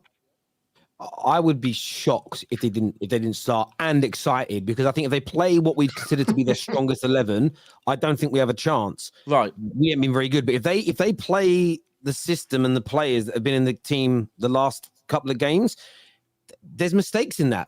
It's leading to individual mistakes, and you can always grab something when teams are making mistakes. Always. And that's the thing that I would expect for Man United, Arsenal to go back to I think we could all of us could probably agree pretty much on, maybe apart from the left back, we could go Gabriel, Saliba, Ben White, Partey, Rice, Odegaard, and then up top Saka, and then it's either going to be probably Jesus and Martinelli, right? But bringing in two centre-backs to play their first game together in 4 games or 3 games against Manchester United, I'd much rather allow them to gel against Fulham at home than against Man United. And it just seems like maybe there's something going on there. Maybe Arsenal don't want to sell him, but maybe he's adamant he wants to go. And it's like, and that's, you make a good point as well. But if he's got 1 foot out as well, how's he going to perform against I don't think Man he's United? got 1 foot out. You don't think he's got 1 foot out?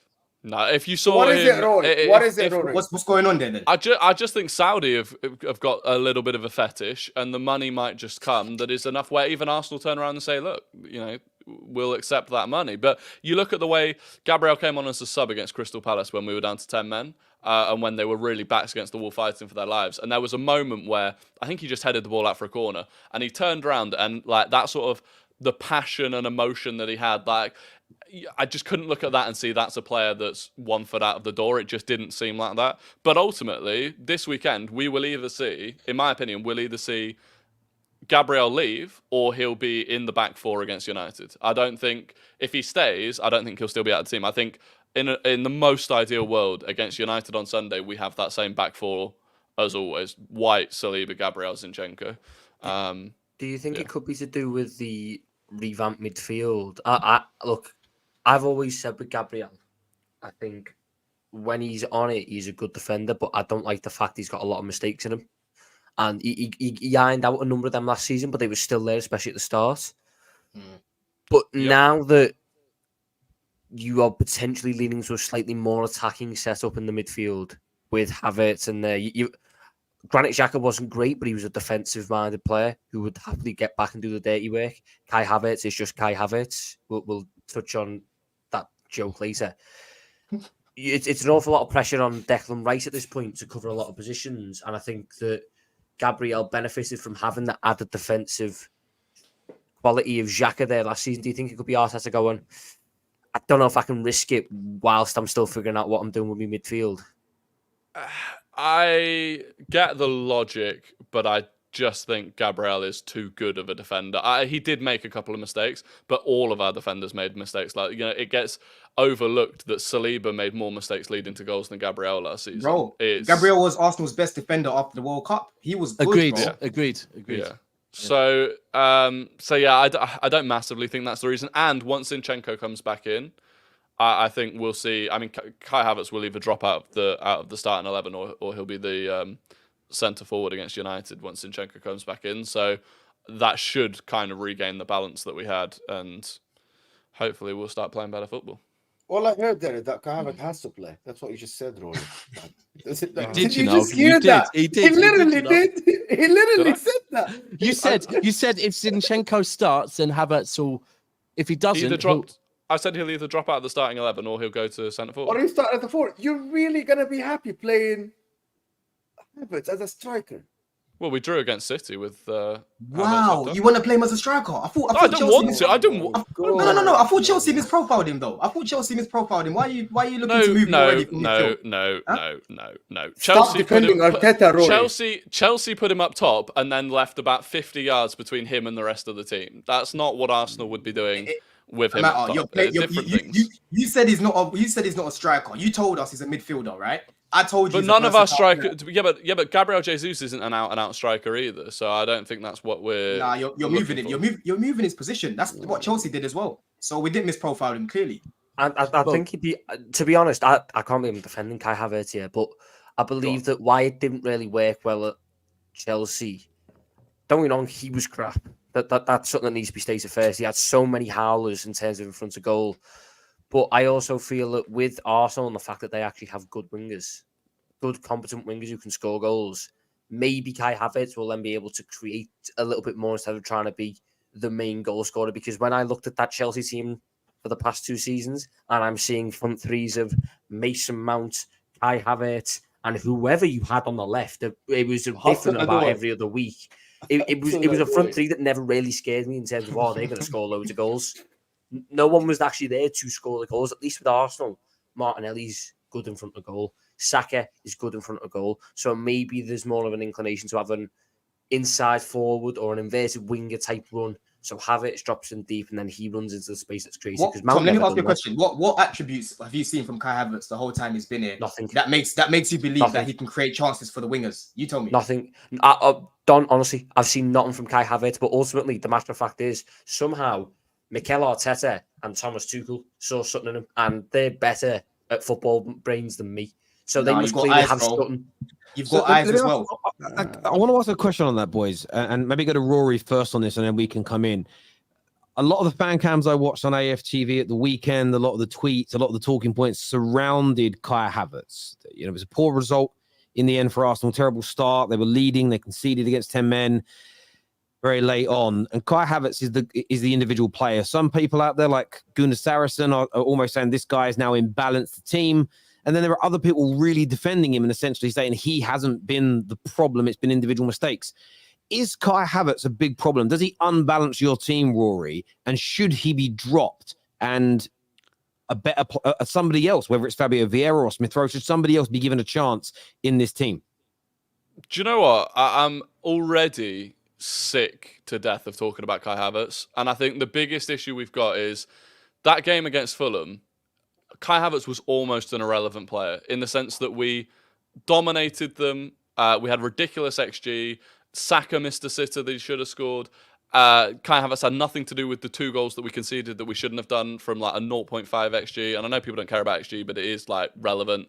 And I feel like how we've ended up talking about Kai Havertz off the back of that, and people say the team's imbalanced. Again, I don't think it's massively imbalanced. I think the way we're creating chances is different because we're not getting as much joy out of our wingers at the moment, which I genuinely just think is because we're having to play Partey at right back, which is because we haven't got any other player that can invert. And I'm just like, I think Havertz should be dropped just if it means people stop talking about him for a bit, because it's not healthy for the team and it's not healthy for him to have everyone talking about him. And we've got Trossard, Fabio Vieira, who came on and looked excellent, Smith-Rowe. We've got other players that can play that role. Rory. I'm just sick Hold of on. Rory, have you ever tried to explain to your dog how eating chocolate isn't good for him?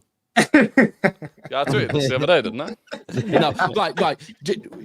Here's the thing. You just touched on the right back. Here's what I think is going wrong at Arsenal. And unfortunately, it is based on Havertz, but you are playing players out of position when there's no need to accommodate for Havertz, right? If you look at last season, you've got Partey. Partey in the 6 was doing a great job in the 6 role, right?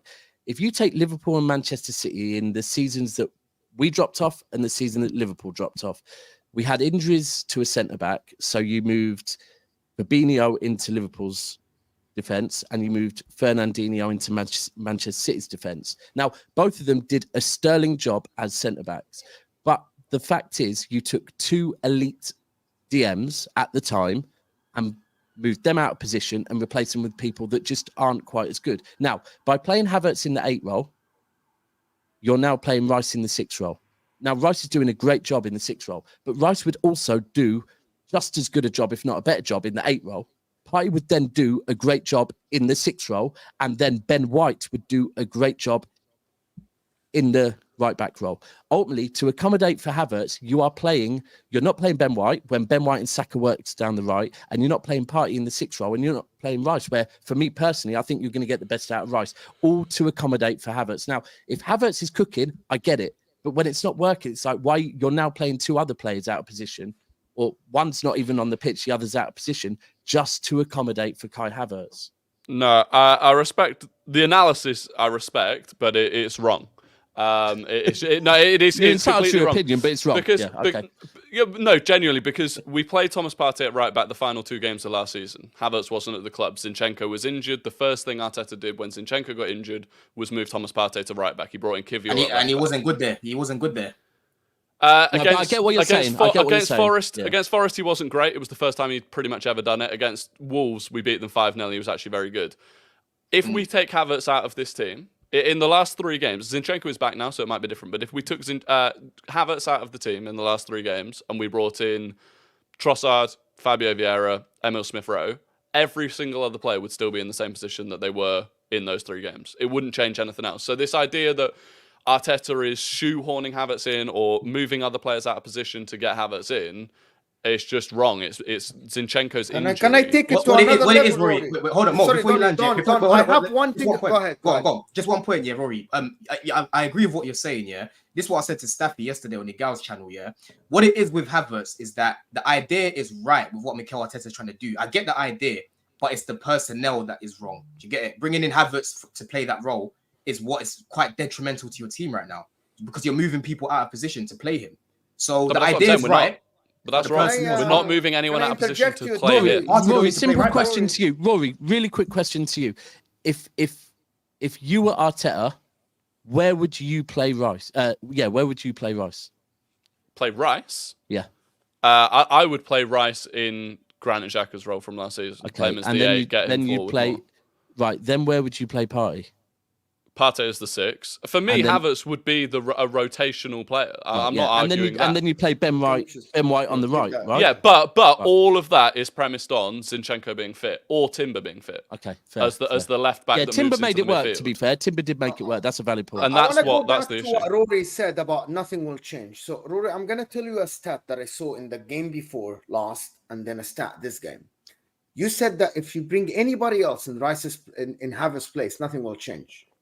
Kai Havertz, as an attacking mid or a left side mid, had the least touches of any player in the Arsenal team in that first half when you dominated the half in the game before, and had the least touches as a left midfielder, as an attacking player and supposedly a creative player in that role last game as well. The closest one to him was Ramsdale by 1 touch less. That means the guy is not involved in the game. That means you basically something is broken in the system. It's as simple as that. It's simple. Put somebody else, he would influence the game more. It's simple. Why are you protecting Havertz and why are you protecting Arteta? He is making a mistake, Arteta. He's simply making a mistake.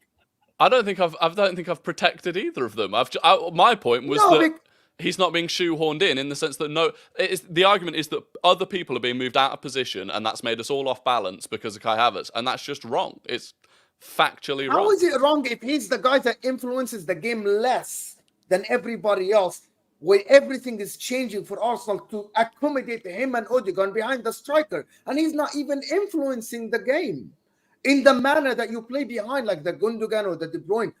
You are saying that nothing will change if he moves from the team, and I just told you. No, I said no personnel will change. I said no personnel. I didn't say the outcome wouldn't change. I didn't say that another player might do the job better. I'm completely open to that. I'm saying the personnel in the positions that they played wouldn't change if you brought in Trossard for Havertz, for example. And that wouldn't change. Sorry, Dab. If you don't think if a player gets involved more in the game, other players around them will get more involved and it will create more chances. If someone is touching the ball more, if someone is playing to the left more with Martinelli will get more chances to go one-on-one against a defender. That will affect the game more. It's not only about positioning in the game, it's about a player getting involved in the game. Getting on the ball. In the game. Rory, from a fan of a team, from a fan of a team that relies on systems, can I just confirm, because I think I know what you're saying. What you're saying is that at the moment, while Zinchenko has been injured, Arteta wants to play with Timber as well, agreed. But with Zinchenko injured, Arteta wants to play with a left or right back that can invert, right? Yeah. And he doesn't feel Ben White can invert, therefore he's playing Partey there. Once Zinchenko comes back, he can invert, therefore he will play Ben White on the right. I get it. My only thing is all of this could... No, it couldn't, because then Partey's out of position. So I get it. Yeah, fair point. Listen. And I'll tell you, relying on a system, trying to get a system to work. And I'll tell you the big thing. And overall, the system is more imbalanced than it was last year. And the big reason is that whoever's being at that left back, Tomiyasu, I don't think is good there. And it's massively... That left-hand side just hasn't functioned in any three of the games, apart from the first half with Timber there. And that's the big issue. But we need to see another player in Havertz's position. I think that's where you could argue the fact that Arteta started him 3 games in a row. Yeah. Someone else could play that role and you'd see it. But what's interesting is that Trossard came in for Nketiah and was awful. And for the first 2 games, people said if you take out Nketiah, there'll be an improvement. So this is where, again, I think you can have an opinion, but let's wait and see for a few. This is why I think making outright judgments over, we've seen Man United. We had George on here last Thursday saying, basically alluding to you should look at getting rid of Ten Hag because you can clearly see he hasn't improved Man United since he's been there based on 2 poor games at the start of a season, ignoring everything last year. I think you have to we've seen people say already James Maddison without a doubt is the greatest signing of the summer period. There's a lot of massive statements that have been made positive and negative about clubs after 3 matches, which is crazy. I actually heard someone say today, you have to win every game to win the league against City. Pretty much every game. And it's, but I've just proved it. I looked at the last 4 seasons. In the last 4 seasons, City on average have lost between 10 and haven't won 10 or 11 games per season in terms of draws and losses. So you can afford to drop points. It doesn't mean you're not going to win. There's some weird statements that have been made so far this season. We had this conversation in Athens, me, Steve, and a few others, right? And there's this whole, people like to say, to win the league against City, you have to get X number of points, or you have to do this, or you have to do that. The truth is, you can even look at last season. Can't even remember the number of points we ended up on, right? But what Pep knows how to do is manage a season. What Pep knows how to do is win a league, right? So the minute the league is won, he'll be like, cool, we've got other things to focus on. So I'm going to rotate now. Let's not work as hard.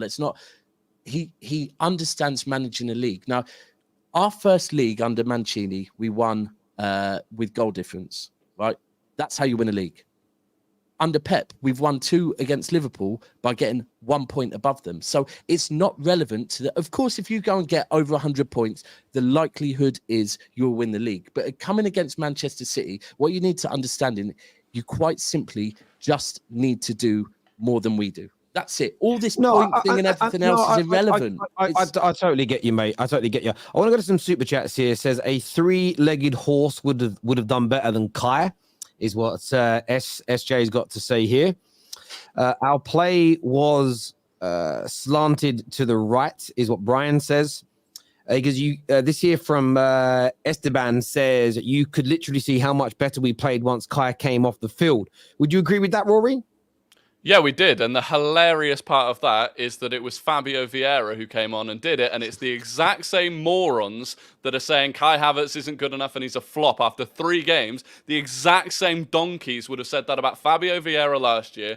Northside last week, 2 of the biggest players he was criticising, saying, no, they're not good enough. They're bums. They're filia de putas or whatever he was going with.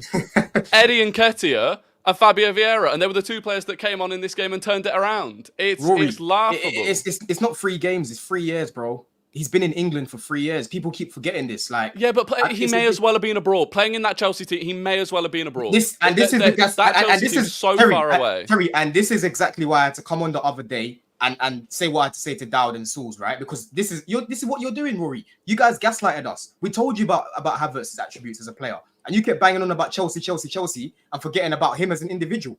And now you're seen as an individual. He's not bringing anything to your team. And your fans want him out already. Majority of your fans want him out already. Let me ask you a question. The majority what have you seen from Havertz already that makes you think, okay, do you know what? I want to see something a little bit longer. What have you seen from pre-season and the first 3 games? Because he started every game so far, right? Including the game against City up top. What have you seen from Kai Havertz that makes you think that he will take it to the next level? Brilliant hold-up play, for starters. Decent runs off the ball. Look, I'm not going to say he's been fantastic. We know he hasn't. I'd say he's had 1 decent game of the 3 Tell Premier me about League his games. attributes on the ball, bro. On the ball, I think people he is a bit of a giraffe on the ball. I won't lie. When you compare him to like a Trossard or whatever, he's a bit of a giraffe. But 2 minutes into the Crystal Palace game, he looked up against 4 Crystal Palace players, turned 3 of them and fed a ball into Martinelli, which Martinelli should have scored. He did not turn 3 of them. He had the ball in about 5 yards of space and slipped it through to Martinelli, and Martinelli dilly-dallied on it. He didn't turn 3 or 4 players. So you can downplay a good piece of play. You can ask me, what's he done that look good? And I say something he did that looked good, and then you say, well, it wasn't good. No, because you're changing what he did. You're changing what he did. He didn't fine. turn He's 3 not or a 4 Chelsea. players. He's not a Chelsea player anymore. You don't need to worry about him. Chelsea I'm not worried about probably him. need to. I'm just saying that you're stop worrying about him. No, I'm not worrying about him. But what I'm saying is you're trying to gaslight the situation, because you literally just said it's been 3 games, and I'm telling you that it's been 3 years, and you're saying, oh well, I'm not gonna think about the time at Chelsea, and this is what we're getting when we're telling you about Havertz. We kept getting these comments, what you've just said. Okay. You're gonna have beef with everybody, Rory, in this panel. I don't care. I got no issue with Rory. I think Rory's talking sense. He's defending his club well. We're going to go to some more super chats here. Arsenal are already struggling against low block teams. Imagine later in the season how much they will struggle when they are playing 2 games per week, is what Akil says. Created a higher XG against Fulham than City did against Sheffield United, but no one cares. No. Do you know what? And that's the thing. This is the thing, bro. I hear you on this. What you're trying to do at the moment. Last season, you hit everyone by surprise, and now you're going to come again. Like someone asked me yesterday, do I worry about low blocks? I said, bro, we're like 5 years in again playing against low blocks home and away. I can't worry about low blocks. But the truth is, I'll say the reason why Man City are going to win the league. The reason why Man City are going to win the league is because it's August, and the fact you haven't hit puberty yet is still there. Like, you've got no bottle. You've already feeling the pressure. So, and again, we weren't good against Sheffield United. Do you know what the difference was? Pissed them off, Rory. You pissed them off, Rory. The difference was that we won the game because we know how to win games. And that is the difference. The difference is our balls dropped years ago, right? And we know how to win leagues. Champions Leagues now, do 3-peats, get 100 points, retain, do all of this. Like, even in your time, you never retain, bro. So I just want to. You're saying Arsenal having hit puberty, not Rory. I just want to specify. No comment on that. To be fair. Guna Paul here says, evening, gents. Hope you're all having a great bank holiday. Rory, are you hoping Arteta goes back to Ben White at right back, Partey in the middle, and stops playing trying to shoehorn Havertz into the middle, or am I being harsh? It's not I mean, yes to all of it, but it's not shoehorning. But he can only go back to it if Zinchenko is ready to start football matches again, which hopefully he is. Enigma here says, I think he means we need an investigation into the Havertz transfer like the Pepe one. Someone got paid under the table, highest wages at Arsenal, and same agent as Mertesacker. Someone said it in the comments. I'm reading through the chat, Terry. Someone said it here. It's like buying Harry Maguire and saying it's been 3 games. God damn, you need to stop reading the comments, boy. The thing is, it's almost like you sound salty. I'm not a big fan of Kai Havertz, but I will say this: there is talk that Maguire might be going to West Ham again now. There is talk that it's back on, which a lot of us thought it would be. I think he'll kill it there. I think he'll be. It might take him a few months, but I think he'll turn back into a top centre back under again. Moyes. I actually think McTominay, if he goes to Bayern Munich, will do a good job. The league is not as quick as it is in England. He'll play.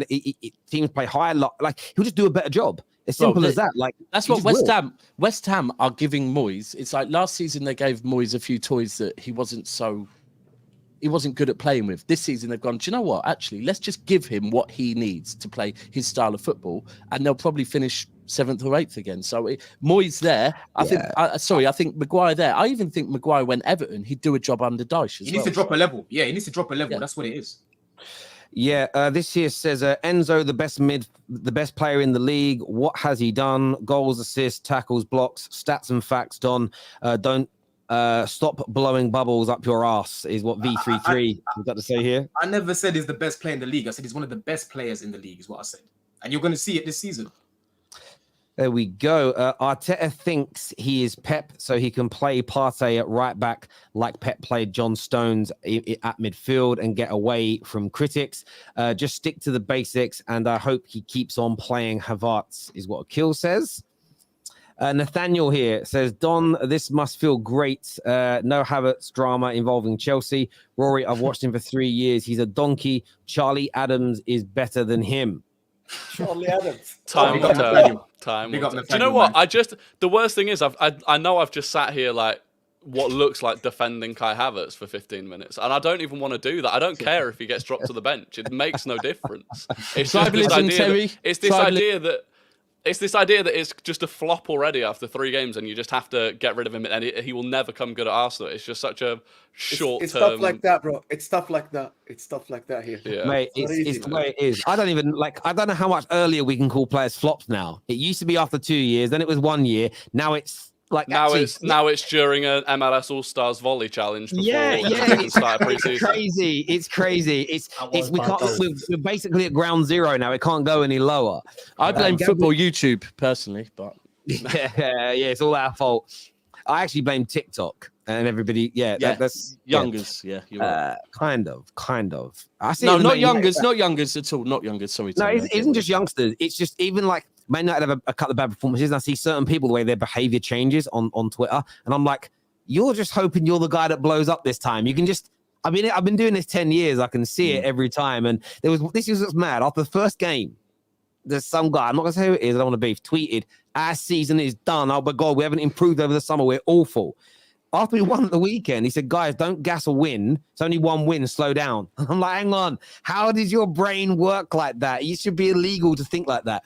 If there's anyone in the comments that knows who he's talking about, please spam the comments now and let me know who he's talking about. Honestly, that level of thinking, there should be an investigation. Like your hard drive needs checking. That's a bad brain. It is a bad mind, I'm telling you. That's like liking custard donuts. Mental.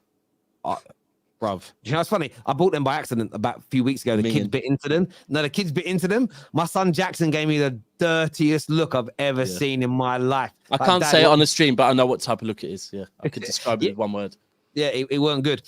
Gabriel for Havertz, move White to right back and play and the 8 Partey in the 6. Rice in the 8 Partey in the 6. Thank you. Can we establish something? I know you're going to move on. When Timber was fit, Partey still played at right back. Just putting it out there. I'm just putting it out there. But it worked. No. He did in 1 game, but he didn't in the. But he played 1 game. Community Shield. Timber was only playing 1 game. No, he played the community shield. Timber and played a against few Forest. games. Yeah, We No, definitely, no, we no, I'm definitely talking had a about game the that was. league. The first game of Oh, the okay. league, Yeah. it was Timber, Yeah. left back Yeah. and party right back as well. Yeah, that is true. Get Curtis Shaw TV on. Is Curtis Shaw in the chat? If you're in the chat, Curtis, send me text me. You've got my number. If you want to jump on, I'll send you the link, bro. But sometimes Great people have content names. creator. If it stopped a while, back in the day, people used to have fake parody accounts of different YouTubers. If that's Curtis, I'll send you the link, my G. Then how far? Sorry. Then how come? Is it Coutinho struggled away from the Premier League? Means Coutinho. That's Coutinho. responding to you, Terry, when you said it's easier outside the Premier League. Well, listen, not in all cases. That is fair. It's a really fair challenge and a good point, to be honest with you. I just think that in recent years, a lot of the players in England. So this is what years back, 90s and noughties, a lot of our best players struggled when they went abroad, when their leagues were better than us. We've had a lot of players leave England who have struggled in England that do well abroad now. Coutinho is an interesting one. I actually think it was to do with initially with Barcelona not playing him. Barca didn't play him in the same role that Liverpool did. They tried to make him the new Xavi, and it just didn't work for him personally. So there's that. But generally speaking, it's the flip is kind of changed. The script has kind of changed now on that. But it's a good point. Coutinho made the wrong move in the sense that he needed the ball to do his best work, and when you go to Barcelona at that point in time, you can't pull rank against Lionel Messi and get the ball. And Messi just done everything that Coutinho done. So Coutinho was just sitting on the left wing in some games, sitting in the midfield in some games going, what do I do? What do I do? I can't do what I want because he does it all before me. That's why I think the Barca move was the wrong move. And I think when he went to Bayern, albeit for 1 year, he looked better because he was the player given that task. I hear that. I just want to try and get through these super chats. We've got a lot of them, and we're not going to get through all the subjects today. But this here says Rory, the perfect replacement for Havertz right now, and the player you need dearly, and also who is available for free. That is Bakayoko. There, obviously, a little bit of troll in there. Rory, will you debate Lee Gunner, or are you scared? No, I'm not going to debate him. I don't want anything to do with him, which is I'm not scared. Just don't want to feed it. So there we go. It's funny how Don is, you don't watch my club week in, week out about Enzo, but he's so invested in Kai's downfall at Arsenal. Is what Martin says here. I'm not even invested. But what it is I'm seeing some Arsenal fans saying we need to take him out of the midfield, play him as a centre forward, drop him already. And like I said, they are literally having the same concerns that Chelsea fans had for 3 years. But when we told them, they gaslighted us and said, "Oh, it's just Chelsea. You guys, everyone dies there, etc., etc." That's the reason why I'm just backing it up. That's it. I hear you. Let's just be honest, guys. Kai will never be good. Already done this one here from Coutinho. Thank you for those super chats. To Rory, the donkey, surely you can also take it. If your system is so much better than Chelsea's, why have all your players coming from Chelsea flop then? I mean, we've only had Jorginho and Havertz in recent times, and They probably mean Willian as well, but that was before the system was before. Proper. Yeah. I think any other Chelsea player was before now. David so Luiz. Jorginho and again before that was now. way before, bro. Way Come before. on, we can't Way do before. that. Yeah, in terms of what we play That now, was it's only easy, Jorginho and I'll get that. Exactly. Last season was a fluke. Chelsea, Spurs, Liverpool played shit. This year, the table will be restored again. We will see. I've seen What does a lot that of people mean? say What does that Yeah. even mean? Yeah, what table Restored do to you what? Can you let us know what table you think is the right table that will come? Please back let us know with a this year? super Please, chat of like yeah. £25 or something. Yeah. Arteta values inverted over everything, and without Zinchenko and Timber, it has to be Partey on the other side, is what Mr. Tybox says here. I think that's where the issue arises then, because if you're at that point, if you're so system reliant that you have to practically flip and mirror your team because you need to invert someone, that's where I think there's a problem, because he's asking the defense to do a different job, but Saka, Martinelli, Jesus, Odegaard, they still do the same thing. So it's almost a lopsided system. Yeah. Do you know what? I can just on this quickly, because if you actually look at City at the moment, I'll be honest with you. Look, I'm a big Kyle Walker fan. I wanted him to stay because he's important, I feel, as a leader in the dressing room, and I think he's also important in certain games. But I'm not going to lie to you. I can't wait for John Stones to get back and us to start inverting again, because I think Kyle Walker at the moment is a right back. He offers very little going forward, and he's starting to have more mistakes in him. Now, don't get me wrong, I'm not knocking him. There's certain games that he's very important in, and he is the leader of our English players. But yesterday, I don't believe John Stones makes those type of mistakes. I think we have more control in the midfield, and I think as soon as Stones is fit, we'll go back to that. But what Pep's done is, with John Stones out, we've just gone back to playing kind of Walker as a right back. Sometimes you have to change it because the personnel just doesn't fit what you're trying to do. Yeah, I agree. Yeah. When Gabriel has come on, he's been super passionate and committed. So I think all the tactics don't agree with it. Tactical, I think he means, but he knows more than me. So whatever. Thank you, Mr. Tybox. Chelsea scammed us with Havertz. Hashtag refund us for Kai. Is what Pete says. Defending Kai Havertz is like defending a porn star. Well, really, it depends what you're defending the porn star for. They're allowed to be defended. Depends what they've done. I've defended El Brook before, and I'll keep. Wait, Terry, just on that. Do you agree? I didn't know who she was the other day, and someone sent me some stuff, and I'm like, oh wow. I don't know. She's definitely better than Astrid. She's definitely better than Astrid Wet. I was going to say she's your Astrid Wet, isn't she? That's what she is. Yeah, but she's a tier above. Terry, do you agree with what Adam 22's been doing? In what respect?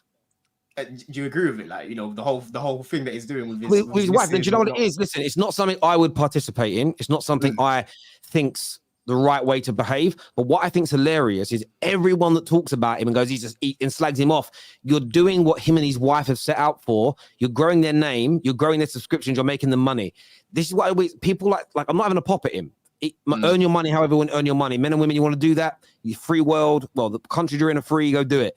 But everyone that's like, I saw when it all came out, all these people tweeting it and quoting, going, what a loser he is. I'm like, no, but he's got what he wanted. Every reaction to what they did is exactly what they wanted. And the way people have fallen into that trap is so funny to me. It's not, again, I don't agree with it, but I live and let live is in my view. I wouldn't want my son and daughter doing shows like that. Didn't Adam 22 and El Brook? It was Adam 22 and El Brook. Someone sent me like a 10-second video. She did their podcast. I heard. Did you watch it, Daps? No, I don't watch nothing. But I know that a lot of the South Stand have had great fun. So anyway.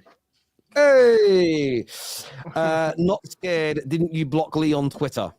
Oh, almost instantly. Yeah. I mean, look, let's get it right. I'm not going to go near Lee or engage with Lee, but Lee Gunner lives in Spain, bro. You won't. That is true. That is true. Yeah, if he ever wants to come to the Emirates, maybe we'll do it in person there. But other than that, Lee Gunner was the original top gooner. I think people don't realise, before Baku, Lee Gunner was me. In fact, Lee Gunner walked so I could run. And for that, Lee, I'm grateful. But now he's turned into, whatever he is now, I don't want to engage with it. I did get sent a video. Someone had sent me a video of Lee Gunner talking about basically being happy after wins, celebrating top four, backing players, getting behind your club. It's like he's been dropped on his head. It's the villain arch is a madness, and I might play it on the show tomorrow. I might just leave. No, and not because, and just to say to him, what happened, Lee? What has changed? Because you didn't think like this 4 years ago. What changed to make you this new person? I want to know what AFTV will do to you, innit? Yeah. I love AFTV. Question for Daps. Ake, who has been one of our best players last season, has been benched. Does that mean he's leaving? Hold on, he started yesterday, didn't he? Alongside Ruben Diaz. It's sarcasm, that question. 100% sarcasm. Now, do you know what? But I agree. For me personally, once Stones comes back, I would rather see Ake move left and Vardy or partner Diaz in the middle long term. But listen, I know fuck all compared to Pep Guardiola, so I'll just turn up and support the team. Ake for me, last season, different gravy. Class, he was. Rory, did you come up with a Kai Havertz song in the shower? No, not yet. I am working on it, though. We'll have one soon. It was you that said that. It was you that said that tweet. Yeah, that was me. I don't know what the issue is. To be honest, that's like, what's going on here? We all sing in the shower. We're no longer bedroom. Boys. Let me ask you, and I know some people are a little bit insecure about saying this. Are some of you telling me that you haven't thought about your football club or anything ever when you've been in the shower or in the bath? Oh, Bo, you do most of your thinking in the shower. You do most of your thinking. Yeah, all of us have 100%, thought about footballers, not in a weird way, but we've all been in there going, I did it the other day before the game. I'm showering before the Man United game, and I'm like, I hope we do this. Hope this player don't start. That's not weird. Like, I don't get it. It's funny to call it out, but Well, I've probably everyone watched knows Football they Terrace do. in the shower before, being honest with you. Mate, So exactly. If you play like we have been, I don't see us beating United this weekend, brother. If we play like we have been, I don't see us draw. Mate, I'll take a draw right now, but we'll preview that later in the week. Every fan base needs a Rory to offset a Lee. It's true. It's actually true. Like, you guys are like you two both. I like both of you. Arsenal fans shoehorning the phrase "shoehorning in." I like that. That is true. That is true. Boys, United should take the mighty Alonso. I know we're running a little bit over here, but Man United today have been linked to Alonso, Rico Henry, and Cucrella to come in at left back for us. I'm sorry, which Alonso again? Can you tell me which Alonso again? Marcus Alonso. Is that 2015? What is this? Oh, This show? Am I back in the show in 2015? Mate, it's a madness. It is a madness. I love it. Which, like, Cucrella, could it work? I want to go through this quickly. Cucrella at Man United, could it work? Could we get him back to his Brighton level? Terry, look, let me just start off, because as a Chelsea fan, I would have watched him last season. Yeah, Cucrella, I rated him when he was at Man City. Not Man City. So when he was at Brighton, when Man City wanted to get him, I did rate him and I wanted him to come in, right? But last season, bro, he had a lot of personal things that were going on, man. His house got burgled when he first joined Chelsea. He was hospitalized for over a week as well with tonsillitis. He was a bit unsettled and he walked into a mess, to be honest with you. But when you're looking at him as a player, he's so easy to beat. He's not physical. You know, he's got a lapse of concentration as well most times. He's got a Bozo moment in him. That's the only problem with Cucrella. So you're going to have to revive him a little bit because his confidence is a bit on the floor. But he's not, out of the three options there, I'll probably say he's your best option. But I'm happy we're getting rid of him, to be honest. I think genuine honesty, I think Sergio Reguilón is probably the best option there. I think I really like Sergio Reguilón when he was at Real Madrid. would you take him at Liverpool? No, because we need an actual we need an actual centre back. I don't believe you, Tom, because you're saying Reguilón with a smile on your face. Look at you. I'm out of Cucrella, Marcus Alonso, and Reguilón. And Ryan Bertrand as well. And Ryan Bertrand. Out of those four names, Reguilón is the best option. Because what? And I stand by it. I think what is the reason? Old Trafford is falling down. No, I believe Cucrella, not Cucrella. What's his name? Reguilón is like the best all rounder. So I think Marcus Alonso is a good attacker. I think Cucrella is Cucrella. I think Sergio Reguilón, is he great? No. Otherwise, he'd probably be, still there at Tottenham because their other option is Ben Davies. But he's still the for best. Me, it's kind of like Malacia level or higher, a little bit higher. That's what got Malacia, to be fair. Do you know what's mad? They kind of very similar. Actually, in the I prefer Reguilón. I prefer Reguilón as a player, as a deal. But there's this little part of me that thinks if we could get Cucrella back to his Brighton levels, he's a brilliant player. This is someone that Pep wanted. This is someone that obviously Tuchel wanted, and someone that was so highly rated a year ago. But we have also today been linked to Rico Henry. Now, if we could bring in Rico Henry, I'd be very excited about a deal like that. Yeah, he'll be good. He'll be good. But the next few days are going to be busy for Man United. The news has come out that West Ham are coming back in for Maguire. Bayern Munich want McTominay. And we're obviously looking at midfielders and fullbacks now. And I don't know. Terry, isn't this linked to a left back based on the fact that Shaw's injured? Yeah, and I spoke about this morning. It tells me Luke Shaw's out for a while. And now Shaw is a left back that can also play left centre back, right? So yes, I'd say Cucrella is the one that matches that the most. Like Rico Henry, I think is better going forwards than and you've got Malacia that can do that. So I think Cucrella, and let's be real, look, there's been players that have been great at Brighton, gone elsewhere, and first season haven't been great. There's quite a few of them. So I don't think Cucurella's. I get you on Rico Henry, but I just don't think with you're replacing Shaw. I think Cucrella is spot on because he can play left centre back as well. He can, but at times he forgets he's playing that role. He dives in too early, leaves spacing behind him.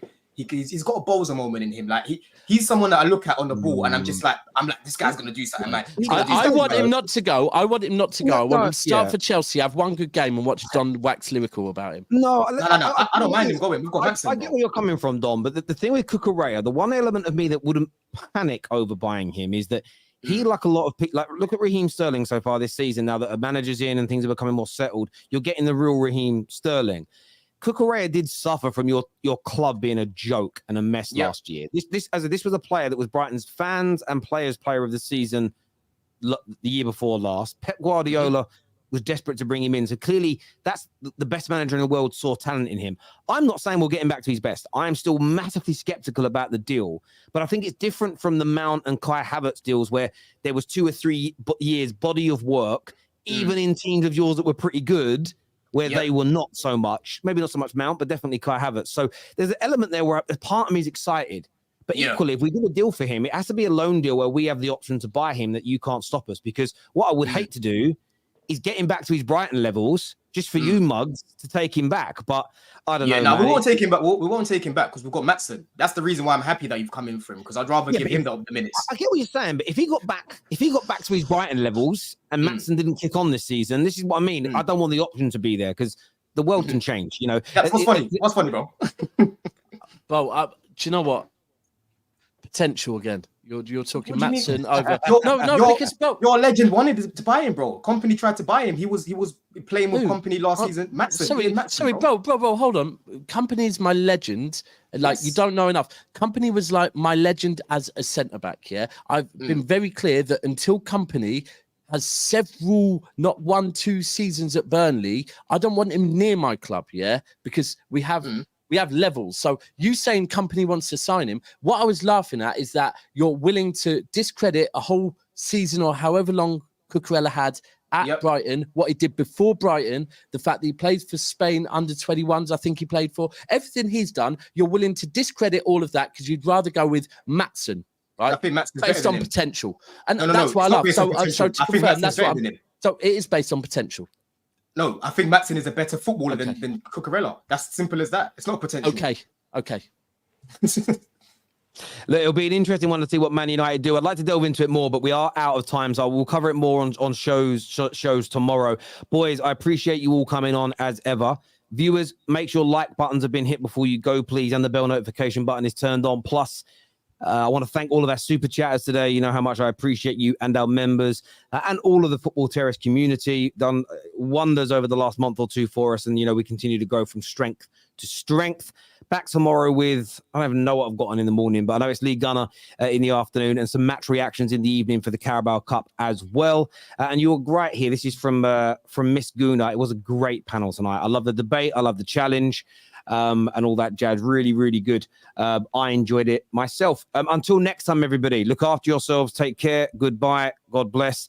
And we'll see you all again soon.